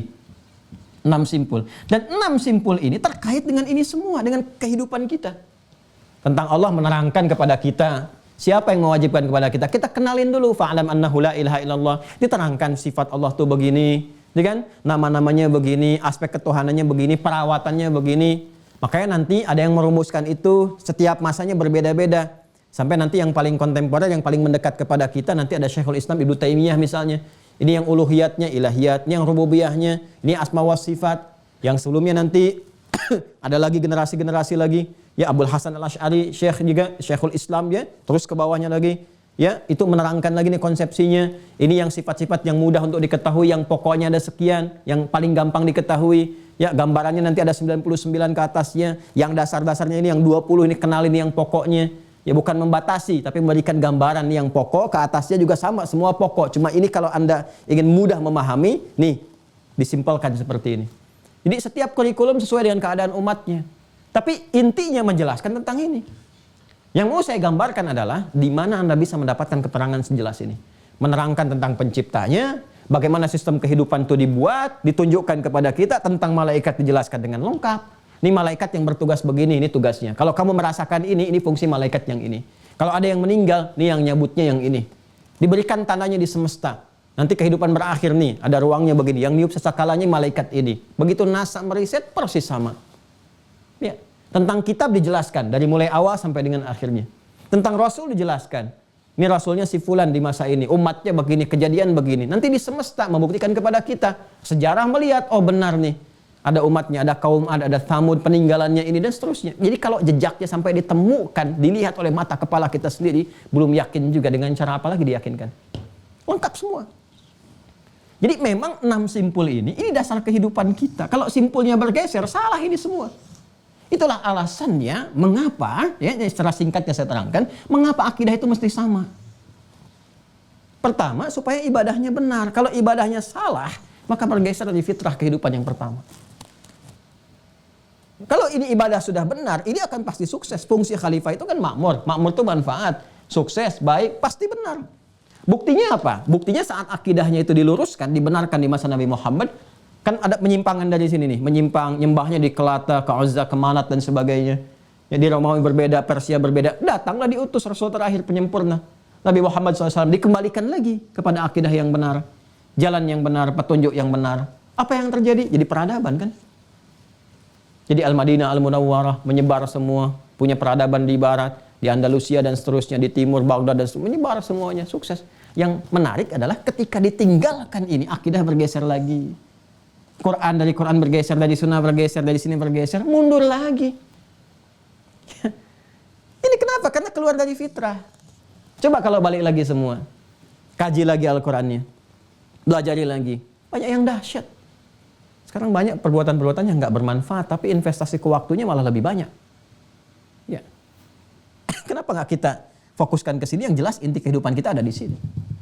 Baca Al-Quran tuh bisa 5 jam nih. Al-Quran 5 menit selesai. Shadaqallahul azim. Anda kadang-kadang lucu saya tuh. Mengatakan shadaqallah tapi cuma 5 menit. Shadaqallah tapi 5 menit. Sedangkan produk manusia yang bukan shadaqah itu bisa 5 jam. Coba lihat deh. Ya. Baca berita ini itu bisa asik gitu. Lihat. Tapi shadaqallahul azim cuma 5 menit. Sedangkan di kalimat shadaqallahul azim itu Anda mengatakan maha benar Allah. Anda sendiri mengatakan ini maha benar. Ini yang paling benar nih. Kenapa pada yang paling benar cuma 5 menit? Ya, sedangkan yang relatif udah sampai 5 jam. Sibuk, ya sampai sekolah bertingkat-tingkat dan sebagainya. Hanya untuk yang relatif. Hanya untuk yang dunia yang ditinggalkan. Yang shadaqallahul azim 5 menit. Nah ini yang harus kita kembalikan nih. Jelas ya? Nah, jadi ini alasan logis yang pertama kenapa akidah mesti sama. Karena akidah itu adalah fitrah kehidupan yang dibawa oleh setiap manusia untuk mengimplementasikan 2 misi utama kehidupannya. Geser dari sini. Ya, tapi indahnya Allah itu kan la ikraha fiddin, nggak dipaksa. Ya, tapi bawa konsekuensi pulang. Nah, ini konsekuensinya ini yang berat nih saat pulang itu. Geser ibadah, ya itu pilihan manusia. Tapi saat pulang dijelaskan oleh Allah, ini ancamannya nih. Ya, diberikan misi kok menyimpang. Dikasih bekal, Anda kasih misi nih sama petugas misalnya kan, pegawai di kantor nih, Anda kasih bekalnya macam-macam segalanya dan sebagainya. Tiba-tiba di tengah-tengah dia membelot. Kan? Pasti Anda kan akan memberikan punishment. Ya, ini Allah memberikan segalanya, udara gratis, kehidupan, rezeki macam-macam, ya, dan diciptakan kita untuk kemuliaan. Tujuan penciptaan manusia itu untuk kemuliaan. Makanya tempat yang disiapkan pun tempat yang paling mulia, surga, itu kan paling mulia. Diciptakannya yang terbaik. Kan saya selalu katakan kalau Anda belum merasa yang terbaik, mainlah ke Ragunan, ke Taman Safari. Coba bandingkan. Bandingkan dengan makhluk yang sudah ada. Yang sudah ada aja, yang nggak ada kan nggak bisa kelihatan. Jin nggak bisa nampak, nggak usah dibandingkin. Pasti lebih jelek lah. Ya, karena kalau ditampakkan Anda aja nggak mau lihat gitu kan. Makanya orang-orang yang mencari-cari kehidupan jin tuh, wah itu kurang sehat itu. Itu kurang sehat. Harus kita bantu supaya kembali pada yang baik. Ini dengan hewan juga bandingkan. Ya, yang paling gagah apa? Singa. Bandingkan dengan singa. Masih cakep Anda? Saya kita. Ya silahkan. Ya sampai apa lagi si amang misalnya. Ya, babon macam-macam sampai ketumbuhan. Nggak ada yang paling sempurna kecuali manusia. Dari penciptaan, dari akal. Wah, ini makhluk kecil seperti ini kok bisa bikin yang besar, mesin pesawat yang terbang di atas, burung besi, ya kan? Bikin jembatan. Saya ini lagi melihat proyek di jalan tol, kan kelihatan tuh dari studio kita itu. Saya bilang sama teman-teman, karena jauh tuh, bendanya kan besar-besar itu. Manusia kecil-kecil. Saya bilang sama teman-teman kemarin, itu bukan semut ya, itu manusia tuh. Dari jauh itu manusia tuh, lihat tuh. Ya, pasang gilder, pasang ini macam-macam yang besar-besar itu. Itu bayangkan tuh, kebayang nggak? Itu baru sepersekian % dari akalnya itu. Dari akalnya. Ya, tinggal pakai nafsu atau pakai iman. Kalau pakai nafsu ya hancur. Bikin senjata hebat-hebat, bagus-bagus, cuma buat perusakan aja. Bunuh-bunuh orang ini dan sebagainya. Tapi kalau bagus-bagus kan jadi peradaban, jadi baik. Nah, dasar untuk baik itu apa? Iman. Kalau nggak ada iman rusak. Ya, Anda silahkan cek. Salah iman ya, salah praktis nanti, salah prakteknya. Ya, salah keyakinan, salah ibadah ya keliru. Ini yang terjadi kemudian kerusuhan di mana-mana, kan? Kalau mau diurut-urut, puncaknya ke sini salah ibadah. Yang pintar banyak, tapi kepintarannya digunakan untuk memonopoli, menjajah, ya, mengekspansi ini dan itu, baik di bidang politik, ekonomi, kehidupan militer dan silahkan cek. Tapi kalau benar kita kerjakan ini semua, baik semua. Ya, silahkan riset dalam Al-Quran, nggak ada satupun kata iman kecuali bersanding dengan kebaikan. Makanya kalau orang beriman benar pasti baik. Jadi kalau ada orang mengaku Muslim berbuat yang tidak baik, itu dikonfirmasi oleh Al-Quran nggak benar keislamannya. Ya, itu belum sampai ke taraf iman, nggak benar keimanannya. Itu kan yang di Quran surah 49 ayat ke-14 itu. Qalatil a'rabu amanna qul lam tu'minu walakin qulu aslamna walamma yadkhulul imanu fi qulubikum. Ya, kalau kalian bersikap begitu, kata Allah, menyimpang dari mata aja ngelihat yang nggak benar aja, itu belum sempurna iman. Makanya kita berlatih supaya benar imannya. Ya, Anda bisa bayangkan melihat yang buruk aja nggak mampu, apalagi mengerjakan keburukan. Jadi nggak mungkin orang beriman tuh korupsi, nyogok, gitu kan? Nggak mungkin merampok, berzina dan sebagainya. Karena menatap aja nggak sanggup, mendengar aja nggak bisa karena imannya. Ya ayyuhalladzina amanu la yaskhar qaumin qaum. Hei orang-orang beriman, jangan saling mencela. La yaghtab ba'dukum ba'dha, jangan bikin gosip, bikin hoax, gibah dan sebagainya. Jadi menjadi pelaku itu nggak mungkin karena nggak punya kekuatan, hanya untuk mendengar saja nggak sanggup. Berkata aja nggak bisa, bagaimana melakukan? Jadi cukuplah orang itu beriman dengan benar, pasti jadi orang baik. Dengan cara yang benar. Ya kan? Nah, ini gambarannya teman-teman sekalian. Ini ya. Jadi kita komplit tuh, sumbernya ada, referensinya jelas, bisa digali, dan dahsyatnya ini sumbernya men-challenge siapapun untuk membuktikan kebenarannya. Al-Quran tuh men-challenge siapapun. Kalau meragukan, di-challenge. Ya bikin dong semisalnya. Buat, kan fair. Kalau mengatakan buatan manusia, Anda kan manusia, pasti bisa bikin. Silakan bikin. Dari kata-katanya, diksinya, untaian kalimatnya, sampai isinya. Sempurna dan mengonfirmasi. Yang dulu mengonfirmasi, yang sekarang demikian sebaliknya. Nah, ini gambarannya. Nah, kalau kita mau detail, baca lagi kitabnya. Detail itu maksudnya detail bacaannya ya. Tadi sudah saya jelaskan secara umumnya seperti ini. Baik, jadi wa naf'i dhahir fi hayatil afrad wal jamaah, itu fitrah kehidupan baik secara personal ataupun komunal. Jadi secara pribadi ataupun berjamaah tetap kita membawa fitrah ini. Jadi kalau ingin benar hidupnya baik, maka beriman, pelajari simpulnya yang 6, bawa dalam kehidupan. Itulah sebabnya kenapa akidahnya mesti abadi. Jelas ya? Nah, jadi kalau dikatakan kenapa Islam harus satu, harus abadi, harus dari awal sampai akhir harus Islam. Ini jawabannya karena Islam itu fitrah kehidupan.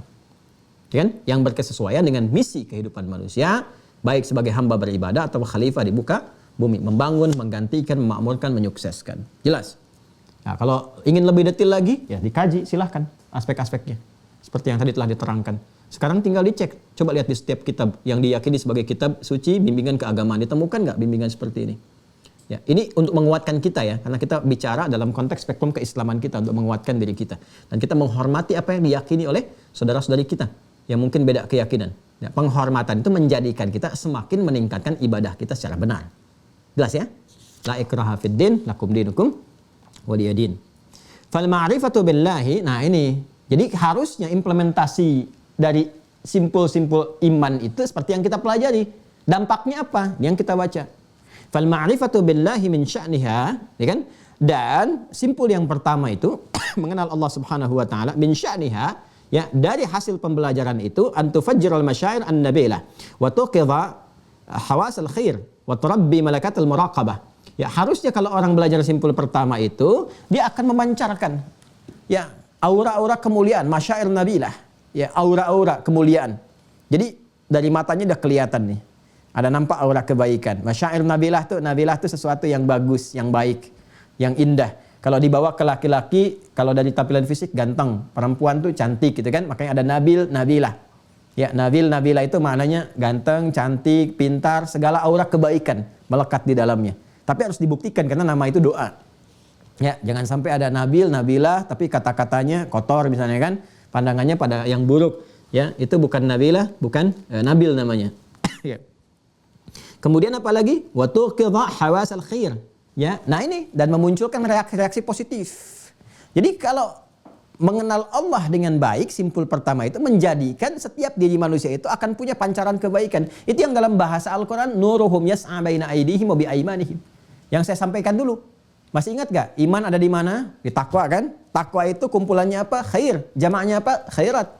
Jadi kalau beriman betul, konektivitasnya kepada Allah itu tinggi, cahaya keluar kan? Jadi orang baru melihat sosoknya saja. Ya, mungkin belum ketemu, boleh jadi melihat dia. Ya, apa mungkin sedang ceramah, lihat YouTube, lihat macam-macam, itu baru ngelihat sosoknya atau baru dengar kadang-kadang, itu kesannya sudah berbeda. Ya, saya mau katakan pada Anda, nih Abu Jahal. Dah, Nabi Muhammad SAW.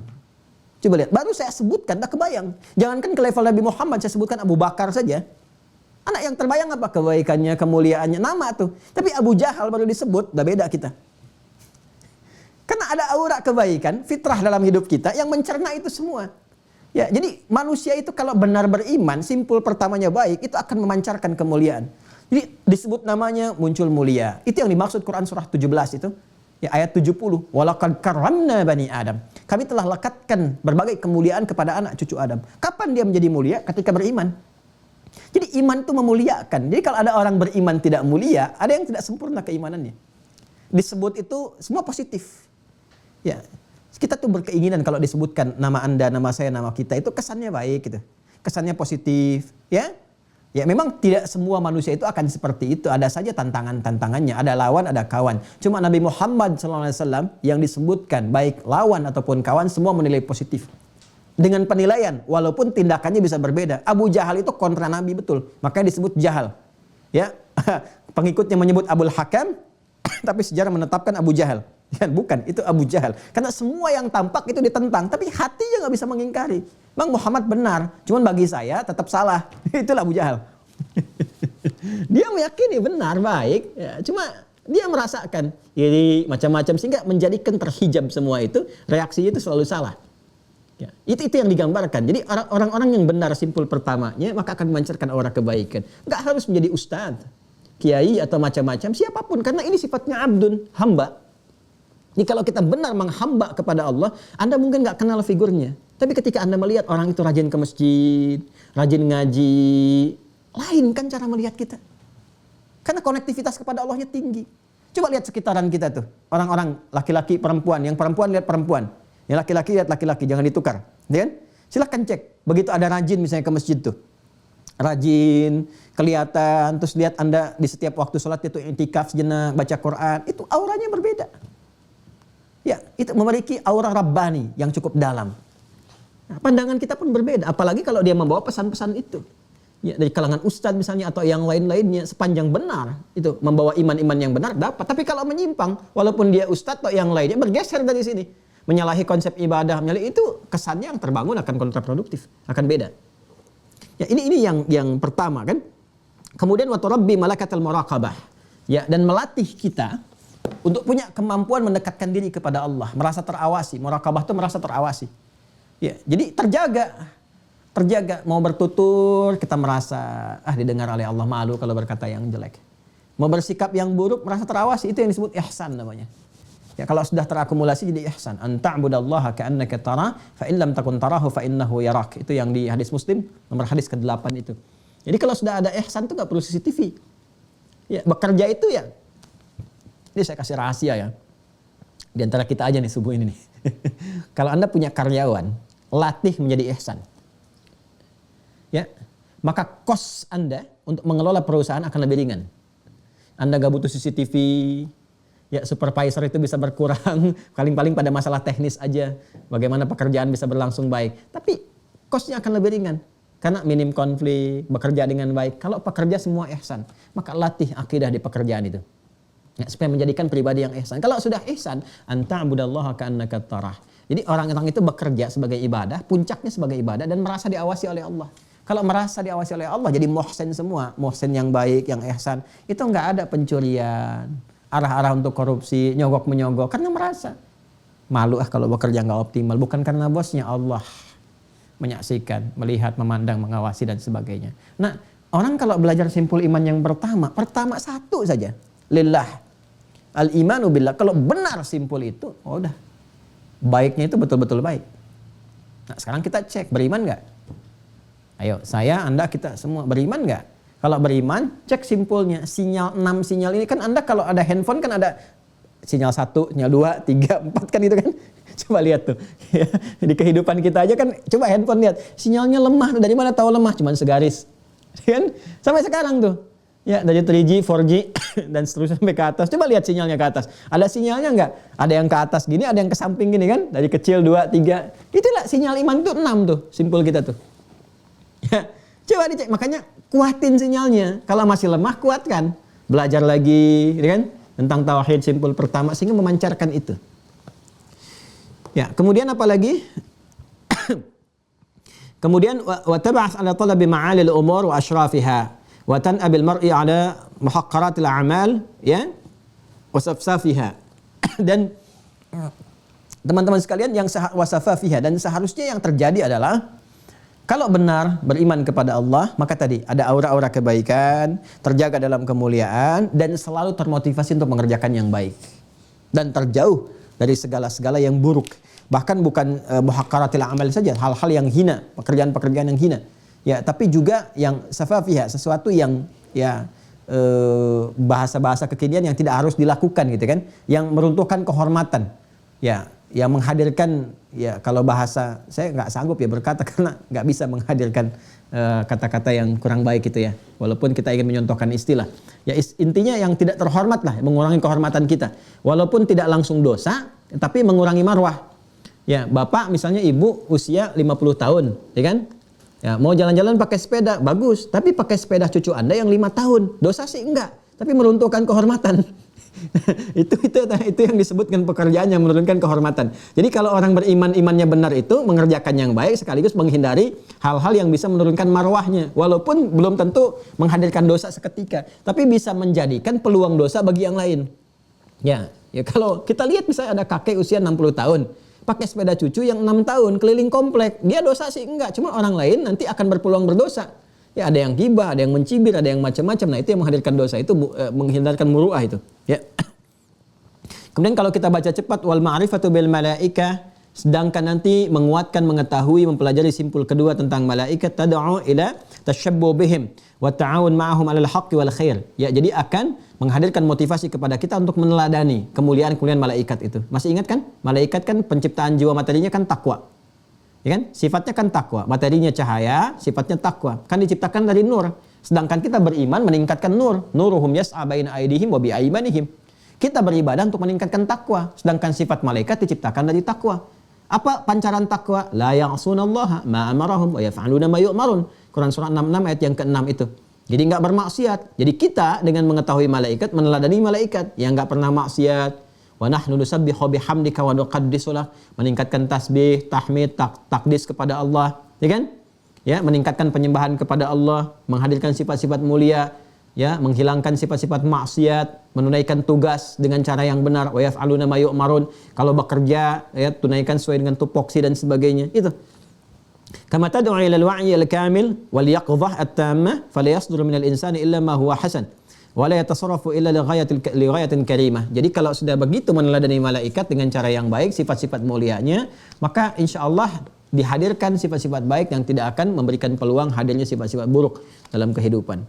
Wal ma'rifatu bil kutubil ilahiyyah innama hiya irfanun bil manhajir rasyid alladhi rasamahu Allah Ta'ala lil insan kama yasil bis sayr alaihi ila kamalil maddi wal adabi. Sedangkan mempelajari simpul yang ketiga kepada kitab-kitab itu memberikan pedoman yang terperinci, paripurna dalam berkehidupan yang telah ditetapkan oleh Allah Subhanahu wa taala yang bisa menghadirkan kesempurnaan baik dalam raihan materi ataupun adab akhlak. Jadi kalau kita mempelajari benar kitab Allah ini ya pada Al-Qur'an, puncaknya apa? Ini pedoman hidup. Seharusnya kalau orang ngaji Quran dapat pedoman. Yang hasil dari pedoman itu melahirkan apa? 2. Kesempurnaan akhlak berupa tampilan berkehidupan. Makanya orang belajar Quran pertama kali pasti jadi baik. Pasti itu. Wa minhum sabiqum bil khairati biidznillah. Kalau orang belajar Qurannya benar, jadi orang baik, bahkan pionir dalam kebaikan. Itu di Quran surah ke-35 Fatir di penghujung ayat 32. Ya, thumma awrathal kitaba alladziina istafaina min ibadina faminhum zalimun li nafsi wa minhum muqtasid wa minhum sabiqum bil khairat biidznillah. Jadi kalau orang benar menjadi ahli Quran, yang pertama Allah berikan adalah perubahan pada kebaikan. Ya, itu yang pertama. Yang kedua nanti dorongan pada kesuksesan. Pasti sukses, ahli Quran tuh pasti sukses. Gak ada yang gak sukses. Jangan takut kehilangan materi, pasti. Malah materi yang datang. Ya, Anda dekat dengan pimpinan, akses mudah. Dekat dengan Allah, apa yang gak mudah? Ya, makanya Bu ya Pak, saya tegaskan ya dari saat ini, bekalilah. Dulu para ulama kita, bahkan bukan cuma ulama, orang tua dulu, walaupun bukan ulama bapak ibunya, itu yang diberikan bekal dini pertama kali cuma 2, sholat dan Quran. Sholat dan Quran Pak Bu, kalau anak-anak itu sholatnya bagus, dengan Qurannya dekat, insya Allah terjamin hidupnya. Ahli Quran tuh gak ada yang sengsara. Kalau benar-benar jadi ahli Quran. Jadi kalau bapak ibu mau mudah, ringan, gak banyak beban, ya kan? Ringan dan Allah langsung yang memberikan segala kemuliaan. Jadikan ahli Quran deh anaknya. Bahkan nanti bisa memberikan dampak positif pada orang tuanya. Memberikan ketentraman. Saya kan sering mengatakan, tidak ada yang paling membahagiakan orang tua yang beriman. Walaupun sedang lelah luar biasa, kena macet. Tapi saat pulang, lihat anak sedang merajaah. Anak 3 tahun, 4 tahun, bahkan 5 tahun, 7 tahun. Ketika pulang tuh Masya Allah. Bahkan dia baca ayat yang bapaknya belum sampai ke situ. Yang ibunya belum meraihnya. Itu hilang penat itu. Yang ada cuma pelukan, sayang. Kadang-kadang kita pergi dari situ kita meneteskan air mata. Ya, syukur. Dan itu melebihi apa yang kita raih di hari itu. Anda dapat bonus 100 miliar. Misal, di hari itu. Dan saat yang bersamaan Anda mendengar di ujung telepon anak Anda mengatakan, Alhamdulillah abi, umi, ayah, ibu, mama, papa, hari ini kakak sudah selesai Quran 30 juz. Maka nggak ada yang lebih berharga kecuali Quran. Ya. Anda dapat 100 miliar, bisa lompat-lompat. Anda dapat Quran anak Anda 30 juz, bisa turun sujud ke bawah. Ya. Dan harunya itu bukan sehari 2 hari. Anda bisa susul itu. Datangi, siapkan rumah ditata dan sebagainya, disambut. Masya Allah. Dan harunya nggak ada seperti sambutan haru yang melebihi itu. Ya, nggak ada saat Anda dapat ini, aset ini, naik pangkat jabatan, nggak ada. Karena itu Quran itu luar biasa. Kenapa? Karena fitrah. Dan pasti terjaga. Ya, terjaga. Jadi ada investasi cerdas bagi insan beriman itu. Dua ini aja, 2. Ya. Kadang-kadang nanti kalau kita serius, itu Allah tuh Masya Allah membalas dengan sangat adil. Lelah itu biasa, pasti capek, lelah. Itu biasa. Semua orang lelah kok. Latarkabunna tabaqan an tabaq. Semua lelah. Bahkan yang nggak beriman pun sudah lelah. Ya, sekarang aja bermaksiat sudah lelah, terus ngapain maksiat? Sekarang mencari yang haram aja sekarang sudah ketat saingannya, terus ngapain ngerjain yang haram? Kalau yang halal masih terbentang.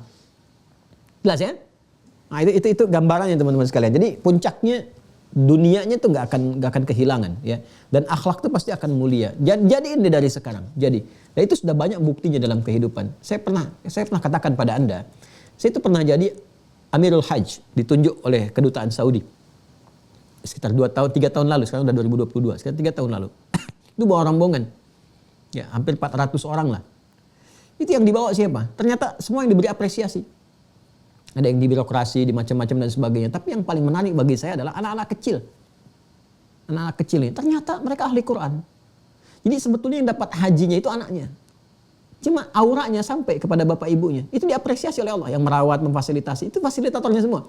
Ada yang dengan bapaknya, ibunya, gurunya, pengasuhnya. Ikut. Ada yang satu rombongan itu mungkin 10 orangan lah itu. Ya. Ternyata siapa? Anak-anak ahli Quran. Ternyata kita lihat, ini kan bukan bapaknya, ternyata pengasuhnya. Ada gurunya, terus bapak ibunya ikut. Ada yang yatim, bapaknya meninggal, ibunya ikut. Dan Masya Allah gitu. Berkahnya tinggi berkahnya. Minimal mengentaskan kegelisahan, menghadirkan kenyamanan. Nanti keberkahannya akan tiba. Kalau benar dijaga. Ya. Dan itu gak akan susah insya Allah. Gak akan. Sekarang saya ini baru dapat WA tuh kemarin. Ada salah satu jajaran pimpinan tuh di MUI. Nyampaikan informasi. Ya. Ada satu yang mencari, ingin dididik secara gratis. Di satu sekolah itu.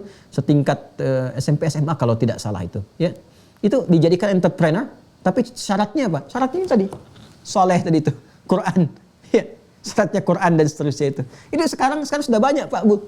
Ya, bahkan saya dapat juga berita ya dari pejabat militer, Masya Allah. Dibuka nanti beasiswa untuk santri penghafal Quran. Ya, ada itu Masya Allah dari beberapa matra itu. Kepolisian sudah buka. Ya, kemudian juga di TNI, Angkatan Darat, Laut, Udara juga ada beasiswa. Itu diapresiasi. Kampus-kampus sekarang sedang tren nih. Bahkan di kampus-kampus umum artinya sedang tren ini. Ahli Quran itu dimudahkan jalur masuknya. dapat beasiswa. Ya, saya waktu ke Australia terakhir, itu sekolah Islam itu yang paling favorit, yang ada program Qurannya. Karena sekarang semua akan balik ke siklusnya. Akan kembali kepada titik awalnya. Hanya berputar saja, watilkal ayyamu nudawiluha bainan nas. Pada ujungnya akan kembali. Ini pun masa-masa teknologi ini pada akhirnya ada kejenuhan. Semua yang dikreasikan manusia jenuh. Silakan, buku mana yang paling favorit dibaca? Yang paling populer, mau novel, mau macam-macam. Titik akhirnya jenuh. Hanya jadi cerita. J.K. Rowling tuh pernah nulis Harry Potter, berbagai kisah sampai masuk film dan sebagainya. Jenuh, sekarang sudah hilang. Siapa lagi? Semua karya-karya manusia itu jenuh. Ya, apapun itu. Makanya produk manusia, mau teknologi, mau macam-macam digital dan sebagainya, pada akhirnya jenuh. Mau bikin produk uang ini itu, ya sampai kan jadi uang kertas bosan, kan? Dibuat ke kripto macam-macam, nanti bosan, semua akan bosan. Ya, nanti akan keluar hukum, pada akhirnya kembali ke titik awal. Makanya orang cerdas, yang cerdas itu dia akan menggali yang pokoknya apa tuh. Balik ke situ. Jadikan tuntunan hidup. Itu aja. Karena semua akan berputar balik ke situ lagi. Atau pada akhirnya meninggal juga. Ya, saya kemarin baru diskusi dengan salah satu tokoh lah, itu luar biasa. Itu yang sekarang dikatakan ya megang banyak hal di politik ekonomi secara global dan sebagainya di kalangan Yahudi itu risetnya, tertingginya kerjaannya sekarang malah banyak mengamalkan apa yang Nabi sampaikan. Udah banyak latihan memanah, ya, nanam pohon korkod, riset ini, riset itu, balik-balik lagi ke awal. Jadi sebetulnya kehidupan tuh simpel aja, cuma mempertahankan ini sampai meninggal, selesai. Terus ngapain mempertahankan tuh sampai harus saling sikut, singkirkan, menyungkurkan, mencela, ada yang saling bunuh dan sebagainya. Nggak ada kerjaan tuh. Jaga ini sampai meninggal, apa yang mau dikerjakan, selesai. Alhamdulillah. Ya, cuma ya memang tidak semudah mengucapkan, kan ada setan, ya kan? Ada setan, ada yang kesetanan, itu kan yang kita hadapi dalam kehidupan itu yang kita jauhkan. Nah, jadi itulah teman-teman sekalian, itu pancarannya, kan baru 3 kan? Ya, tadi kalau kita ngajinya betul, iman kepada Allah, mesti ada perubahan. Ayo, sudah 60 episode nih yang di Mira. Saya tidak ingin ada yang belajar, tapi kemudian tiba-tiba pancarannya berbeda. Kok beda pancaran? Ya, harusnya menambah kedekatan kepada Allah, malah jadi rajin saling adu argumen. Itu bukan ciri khas dari apa yang saya ajarkan. Jadi kalau murid saya ada yang malah pandai berdebat, pandai berargumentasi, pandai saling ribut, itu saya tidak mengakui pembelajarannya karena saya tidak mengajarkan demikian. Ya, hal pertama yang harus dilakukan adalah merubah diri kita jadi lebih baik. Kemudian setelah itu menyebarkan aura kebaikan itu pada lingkungan sekitaran kita dengan berdoa, menunjukkan yang baik, cara-cara yang mulia, yang harmoni, itu insya Allah yang akan memberikan keberkahan. Ya, kemudian mendekatkan diri pada Al-Quran, karena itu kita bawa spirit Quran. Ya, kita nyetak paket hafalan, buka STUH, untuk apa? Simpul yang ketiga. Ya, kalau malaikat kita pelajari, kita detilkan, kemudian kita teladani. Kalau ini kan kita bisa interaksikan Al-Quran. Ya, karena itu kita hadirkan dalam kehidupan supaya mengembalikan pada nilai kebaikan. Wal ma'rifatu birrusul, sedangkan mengenal, menguatkan tentang simpul yang keempat, kerasulan. Innama yuqsadu biha. Sedangkan yang dimaksud dengan itu semua tujuannya, esensinya apa? Ya, tarsumu khattahum. Jadi bisa kita mengeluarkan jalan hidup mereka. Itu yang disebut dengan sunnah. Nah, jadi kalau ingin tahu detil pedoman yang ada dalam Al-Quran, lihat ya bagaimana khuttah para nabi, para rasul, khususnya Nabi Muhammad SAW. Jalan hidup mereka itu yang disebut dengan sunnah. Keluarkan. Ya, karena itu Al-Imam Al-Bukhari kan menulis 97 topik. Keluarin satu-satu. Seperti saya sampaikan. Sekarang bisa nggak begini ya? Bisa sih harusnya. Bisa nggak begini? Bisa sih harusnya. Harus bisa, karena kan insan beriman. Sekarang mulai perbaiki cara hidup. Dari bangun tidur sampai tidur lagi. Ya, sekarang pekerjaan apa nih? Kita turunkan asas prioritasnya dulu. Mulai dari kebiasaan dulu. Kan sudah pasti tidur kan dan bangun kan? Nggak ada manusia yang bangun terus atau tidur terus. Kalau tidur terus nggak bangun namanya meninggal. Ya, kalau bangun terus nggak tidur, itu mustahil terjadi. Ya, pasti ada sesuatu. Pasti tidur, pasti bangun. Nah, sekarang kita keluarkan satu-satu. Dari bangun tidur apa tuntunannya? Ya, keluarkan aja. Terus biasakan. Nggak harus menghafal dalil. Kecuali dalil tentang doa yang dibaca. Ikutin aja. Niatkan untuk mengikuti ini. Saat yang bersamaan ini sudah jaminan. Laqad kana lakum fi Rasulillahi uswatun hasanah. Sudah jaminan. Kalau Anda ikuti saat yang bersamaan, dituliskan jadi pahala. Ini baru perkara bangun Pak, Bu.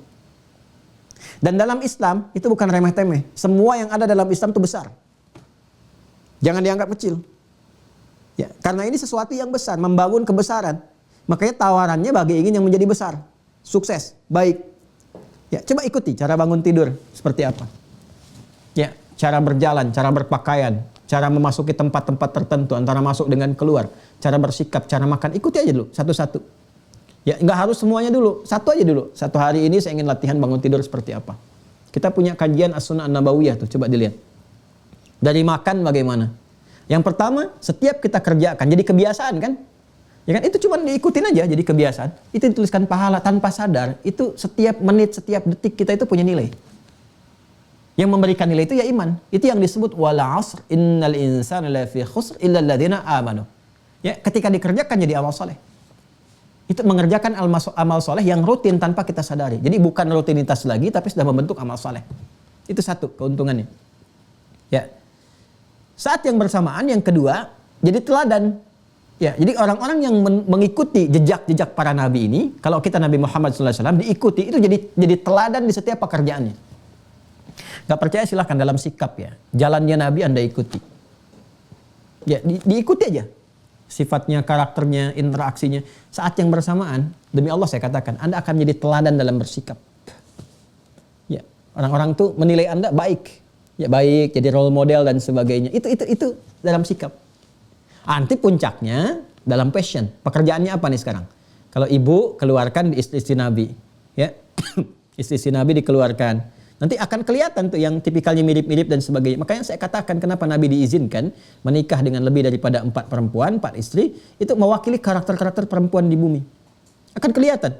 Yang mirip Sayyidah Aisyah, yang cekatan, yang gesit, yang senang pengetahuan. Ada perempuan yang senang pengetahuan. Ya, yang gesit dan sebagainya. Seperti Sayyidah Khadijah yang mensupport suami sepenuhnya tanpa ini itu, kan? Tanpa banyak melahirkan kegundahan, kegelisahan, malah menenangkan. Support apa aja dia bekerja supportkan ke suami. Ada yang begitu. Ada yang seperti Sayyidah Saudah binti Zam'ah, kan? Walaupun usianya sudah senior, gitu kan? Tapi perhatiannya dalam, memberikan sesuatu yang bijak, ya bimbingan-bimbingan dan ada yang seperti itu. Nanti setiap karakter itu akan dibutuhkan. Anak-anak butuh kebijakan. Ya, kadang-kadang suami juga butuh ketenangan, kenyamanan dan sebagainya. Itu akan saling melengkapi dalam kebaikan-kebaikan. Nah, tinggal lihat passionnya di mana. Ya, nggak ada yang lepas dari bimbingan dalam Islam. Anda berbisnis ada Kitabul Buyu'ah. Diplomasi, birokrasi sampai pemerintahan, Kitabul Imarah, ada semua. Ya, tinggal dikeluarkan aja. Nah, jejaknya di mana? Jejaknya miniasinya di kehidupan para nabi rasul. Makanya selain Al-Qur'an kan kita ada sunnah. Ya. Kan dua kan? Al-Qur'an sunnah, Al-Qur'an sunnah. Al-Qur'an pedoman utamanya, sunnah prakteknya. Tinggal dilihat, tinggal nanti disesuaikan dengan keadaan kita sekarang. Substansinya serupa, walaupun nanti ruangnya berbeda. Ya, itu indahnya. Wa takhalluq bi akhlaqihim, ini yang tadi saya sampaikan, dan meneladani bagaimana perilaku mereka. Ya, wa ta'assa bihim bi'tibari annahum yumaththiluna al-qiyam as-salihah wal haya' an-nadhifa allati aradaha Allahu lin-nas. Ya, jadi kita bisa menyontoh bagaimana kemuliaan kehidupan mereka dari kebersihannya, kesolehan mereka, kemuliaan perilakunya dan sebagainya. Jadi intinya bagaimana kita membawa citra itu melekatkan pada diri kita semampu yang bisa kita lakukan. Wal ma'rifatu bil yaumil akhir hiya aqwa ba'its 'ala fi'lil khair. Aqwa ba'itsin 'ala fi'lil khair wa tarkis syarri. Sedangkan simpul yang kelima, mempelajari hari akhir itu adalah motivasi terkuat untuk terus meningkatkan kebaikan dan meninggalkan keburukan. Harusnya dimotivasi. Ya. Karena itu yang dihadirkan tentang yaumul akhir itu kan surga, neraka, kan? Surga, neraka, surga untuk motivasi mengerjakan kebaikan, neraka-neraka itu yang disampaikan info-infonya sebagai satu dorongan yang kuat pada jiwa kita untuk meninggalkan segala keburukan.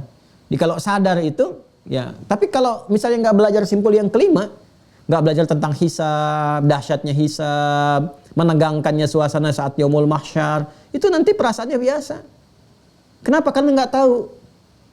Ya, kalau nggak diberitahu tentang bahaya sesuatu, kan jadi nyantai. Coba Anda jalan ya, jalan di jalan biasa, nggak dikasih tahu kalau di situ ada 5 singa yang sedang lapar. Anda santai aja, ya. Tiba-tiba di belakang, oh apa sih? Ya tahu-tahu singa, ya kan? Terus singanya diem aja, ya masih ngelihat Anda. Anda takut, tapi nggak diterkam. Tanya sama pawang. Kok diam aja Pak singanya? Biasanya lagi baca doa makan. Misal ya, ini ya canda aja. Saya mau katakan bahwa apa? Saya mau katakan bahwa orang yang nggak tahu ada bahaya cenderung santai. Nggak tahu ada lubangnya santai aja, tiba-tiba kepleset, jatuh. Ya kan? Dan seterusnya. Jadi hal-hal yang demikian itu bisa kita hindari dalam kehidupan. Sama persis. Orang yang tahu tentang dahsyatnya hisab. Kali-kali ngaji tuh tentang suasana kiamat. Dihisab itu bagaimana. Keluarin ayatnya. Baca hadisnya. Anda kerja di mana? Urusan keuangan tuh bahaya itu. Ya kalau nggak bisa ngelola dengan baik. Itu banyak hadisnya lah. Amanah kedudukan tuh bahaya kalau nggak bisa ngelola dengan baik. Dan seterusnya. Ya. Nah ini kalau kita turunkan. Allahu Akbar. Saya tuh kadang-kadang suka. Kalau ngeluarin ayat-ayat Quran ya. Tentang bagaimana suasana-suasana itu tuh. Itu ngeri gitu. Ngeri. Kalau kita nggak waspada dari sekarang itu. Tapi kalau sudah kita tahu ilmu dan sebagainya, ada ketentraman dengan cara yang benar. Ya. Hati-hatilah, hati-hati. Kalau saya katakan hati-hati, yauma yafirrul mar'u min akhihi wa ummihi wa abi, ya kan? Wa sahibati wa bani likulli imri'in yauma idzin sya'nu yubni. Itu baru suasana kiamat. Belum di mahsyarnya, dikumpulkannya. Ya, belum nanti ancaman-ancaman siksa bagi orang yang abai dari urusan agama, sibuk dengan harta benda dan sebagainya, itu banyak hal. Ya, karena itu hadirkan ayat-ayat tentang surga, terus turunkan di kurikulum. Di keluarga itu aja yang dikerjakan. Ya, misalnya mau masuk surga Firdaus, turunkan amalan surga Firdaus. Apa aja, itu aja konsisten sampai meninggal. Keluarkan satu-satu. Ini ciri khas surga Firdaus nih, salatnya begini, zakatnya begini. Pelajari salat, konsisten sampai wafat, itu aja. Ya, nggak usah sibuk mikirkan orang lain, tapi hadirkan aura kebaikan supaya orang lain mendapatkan keteladanan. Kecuali kalau dapat amanah untuk memikirkan orang. Ya, dapat kedudukan karena ada orang-orang tertentu yang memang didesain itu disiapkan memang jadi sesuatu untuk mikirkan yang lain lagi. Ulama mikirkan umat, pemimpin mikirkan rakyat dan sebagainya gitu kan. Tapi kalau kita nggak masuk ke ranah itu, ya biasa konsisten di pekerjaan kita aja. Kayak Bilal konsisten tuh, konsisten adzan, gitu kan. Sampai Nabi meninggal, beliau menjaga itu aja terus sampai wafat. Ditawarin jadi kalau sekarang hakim agung nggak mau, dikasih harta nggak mau jagain aja sampai meninggal karena nggak tahu kapan meninggalnya. Jadi kalau sudah punya visi hidup tuh ya begitu. Nanti ada yang ngajar aja. Ali bin Abi Thalib, Abu Hurairah ngajar aja. Tawarin ini nggak mau, pengen itu aja. Nanti ada yang bisnis aja. Ya kayak Abdurrahman bin Auf, Utsman bin Affan, harta aja. Ditawarin miskin nggak mau, ya, karena ibadahnya di harta. Sama dengan kita kan, tawarin miskin nggak mau kan, cuman nggak ibadah dengan harta. Ini kan yang repot tuh di situ. Kalau ini kan udah punya visi tuh, misinya jelas. Saya mau ibadah dengan harta, ditawarin miskin nggak mau. Ya, baunya itu kerja aja kaya supaya bagi-bagi. Sedekah. Jadi bukan buat ngumpul-ngumpul, ketinggalan. Ya, kalau kaya untuk ria, wah itu sudah gagal total lah itu ya. Sudah nggak ada nilai. Ini tuh kayaknya memang kaya untuk berbagi. Ya, ada yang di kedudukan aja. Kedudukan supaya menebarkan aura kebaikan. Ada yang di militer, macam-macam. Di apa sih yang mau dikerjakan? Anda tuh mau jadi apa sebetulnya? Mau jadi apa? Dari sekarang disiapin. Jangan sampai udah dewasa, udah senior, udah usia ini tapi belum jelas, belum tahu hidupnya mau kemana. Masa udah dikasih 50-60 tahun belum tahu hidupnya mau ngapain? Ya, harus kita petakan kan. Nanti wariskan itu pada anak cucu sebagai legasi yang terbaik. Jadi jariah setelah itu. Ya, pada akhirnya akan pulang. Seperti kita diperlihatkan ada yang wafat setiap hari. Baginya. Ya. Terakhir wal ma'rifatu bil qadari tuzawwidul mar'a bi quwa wa taqat tatahadda kullal aqab was sa'ab wa tusaghir dunaha al ahdath al jasam. Allahu akbar. Dan mengetahui simpul yang terakhir yang keenam itu membuat kehidupan kita lebih tenang, lebih nyaman, lebih mudah mengatasi persoalan, ya kan? Ketemu macet, ya sudah nggak usah gelisah. Ngapain klakson nggak jelas, menggerutuin dan itu tetap macet juga. Ya tapi kalau sudah paham qada dan qadar, alhamdulillah yang telah dihadirkan suasana seperti ini, mungkin Allah menginginkan yang lain. Udah, pekerjaan tinggal telepon, pimpinan apa ini terjebak suasana begini, apakah bisa meeting disambungkan? Ya, lewat koneksi digital, bisa nggak video call sekarang apa yang bisa diselesaikan? Masya Allah, kan? Kalau di jalan bisa menghafal Quran, sampai dengar murattal, sambil murajaah, sambil baca selesaikan yang lain. Jadi orang-orang yang paham qada dan qadar itu, hidupnya efektif semua, solutif semua. Mengalami situasi ini, udah manfaatkan apa yang bisa dikerjakan. Jadi keluhan-keluhan tuh bisa direduksi. Bahkan nggak muncul, apapun itu. Dan ini bahasanya indah sekali. Wa tusaghiru dunaha al ahdath al jassam. Jadi bisa mengecilkan segala yang besar-besar itu. Walaupun tetap jadi tantangan tapi terselesaikan. Ya, dan ringan, enggak mengeluarkan satu respon yang melahirkan sifat-sifat negatif. atau sikap-sikap yang kontraproduktif. Jadi wajar, karena itu tantangan juga. Ya, tantangan. Saya mencari diksi tantangan dibandingkan dengan hambatan. Ya, ada begini, oh ini tantangannya. Sudah, kalau sudah begini apa yang harus dikerjakan? Pak, ternyata hasilnya begini Pak. Oh gitu ya. Gak bisa direvisi? Gak bisa Pak, sudah terjadi. Ya sudah, kalau sudah terjadi ya sudah. Sekarang apa yang bisa diselesaikan? Ya sudah, gak bisa diulangi kembali. Sudah, dari situ apa pelajaran yang bisa diambil? Jadi enak gitu semuanya itu. Ya, tapi kita bisa lihat apakah ini sengaja atau tidak sengaja kejadiannya atau dilihat begini begitu. Jadi proporsional semuanya. Itu pentingnya belajar qada dan qadar. Jadi menjadi apapun itu bisa lebih ringan. Dan proporsional dalam bersikap. Baik di rumah tangga, sosial dan sebagainya, semua belajar. Oh melihat begini, bijak kita bersikapnya. Oh berarti seperti ini penanganannya. Ini seperti ini. Nah ini terutama para di ulama, ustadz itu penting karena nggak semua jamaah itu punya karakter yang sama. Kadang-kadang ada yang begini, ada yang begitu dan sebagainya. Dan jamaah juga penting. Kalau belajar qada dan qadar bisa bersikap kepada ustadz dengan cara yang baik. Ya, nah jadi bisa melihat tuh secara proporsional. Nah itulah kurang lebih gambarannya. Kita mengenal ini baru satu halaman ya di kitab ini, mahal sekali itu 2 jam.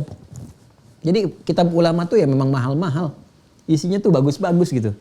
Ya, makanya daripada baca-baca buku-buku yang nggak jelas itu yang cuma bikin bingung di kepala aja gitu. Ya, manfaatnya nggak ke bawah sampai ke kehidupan. Saya kadang-kadang suka suka melihat ya memang itu passionnya bisa beda-beda gitu. Ada orang yang menyibukkan dirinya puluhan tahun hanya untuk menggali tentang ini kesini, tapi nggak ada implementasinya. Hanya untuk menyenangkan akal pola pikirnya saja, tapi tidak ada implementasi dalam kehidupannya gitu. Itu kan sayang gitu ya. Waktu diarahkan kepada yang demikian. Kecuali kalau ada yang melahirkan manfaat, mungkin Anda konseptor, mengonsep berbagai hal, kerjaannya nulis, berpikir ini orang lain yang mengerjakan, dan diniatkan sebagai ibadah, itu ada pahala. Ya, tapi kalau kita bacanya cuma baca itu, informasi-informasi yang memang seperti itu aja, nggak menambah ketaatan kepada Allah, menurut saya sayang gitu. Ya, kita robah sekarang banyak karya ulama. Saya tuh kalau misalnya kita bedah ini kitab-kitab yang ada di sini aja sudah luar biasa itu. Satu topik jilidnya udah banyak. Ya, dan kita tuh kaya teman-teman sekalian. Kaya hazanah, itu surplus keilmuan. Kitab tentang hewan ada, tentang tumbuhan ada. Ini ulama-ulamanya jelas. Dan itu sumbernya, penggalian mereka itu dari penelitian pada Al-Quran dan Hadis. Nah, nanti insya Allah kalau itu kita terapkan dalam kehidupan, ya minimal mudah-mudahan semua jalan hidup itu jadi ibadah si Allah Subhanahu wa taala. Ini yang kita hadirkan, kita sudah kenali, nanti besok kita akan perkaya lagi. Saya isi kitab ini 85% sudah saya sampaikan. 15%-nya tinggal dibacakan yang seperti ini ya, detil-detilnya, ya kan? Karena apa yang saya sampaikan dari kurang lebih 60 episode itu dia sudah mewakili. Dan beberapa kitab yang lain juga sudah, di Fathul Majid sebagiannya juga sudah saya sampaikan. Ya, kemudian juga nanti di sini, ya nanti kita baca, besok kita akan baca ke sini. Ini yang kurikulum Al-Azhar, ya. Pengenalannya. Ini kita sambungkan. Nah, penting ya. Nah, saking pentingnya apa yang kita bahas dan sesuai dengan apa yang kita butuhkan, karena itu kajian kepada bidang akidah itu banyak. Sampai melahirkan nama-nama yang banyak. Fiqhul Akbar, ilmul kalam, ilmu tauhid, akidah, macam-macam. Nah, apa rahasia di balik nama-nama itu? Kenapa mesti banyak namanya? Apa yang menghadirkan bimbingan dalam kehidupan? Jawabannya di kitab ini nanti. Ya, jadi setiap kitab punya esensinya, punya petunjuknya, punya manfaatnya, dan punya keistimewaan masing-masing yang menunjukkan bahwa semua saling melengkapi. Baiklah, itu yang kita bahas di pertemuan saat ini. Terima kasih atas segala perhatiannya. Demikian, semoga bermanfaat. Mohon maaf kalau ada yang kurang berkenan. Semoga menjadikan introspeksi untuk kita semua menjadi lebih baik. Allahumma taqabbal minna innaka antas sami'ul alim wa tub 'alaina innaka antat tawwabur rahim. Allahumma ya Allah ij'alna minal mu'minina haqqan, ij'alna minal muslimina haqqan, ij'alna minal muttaqina haqqan, ati anfusana taqwaha wa zakkiha anta khairu man zakkaha anta waliyuha wa maulaha. Allahumma ij'alna min ahlil Qur'an waj'alna al-Qur'ana ya Allah sahiban lana fid dunya wa syafi'an lana fil akhirati ya arhamar rahimin waj'alna min atba'i sayyidina Mustafa Muhammad sallallahu alaihi wasallam ila yaumil qiyamati ya Allah biridhaka wa bihubbika ya arhamar rahimin. Wa sallallahu ala sayyidina Muhammad wa ala alihi wa sahbihi ajma'in wa akhiru da'wana subhanakallahumma bihamdika asyhadu an la ilaha illa anta nastaghfiruka wa natubu ilaik. Alhamdulillahi rabbil alamin. Assalamualaikum warahmatullahi wabarakatuh.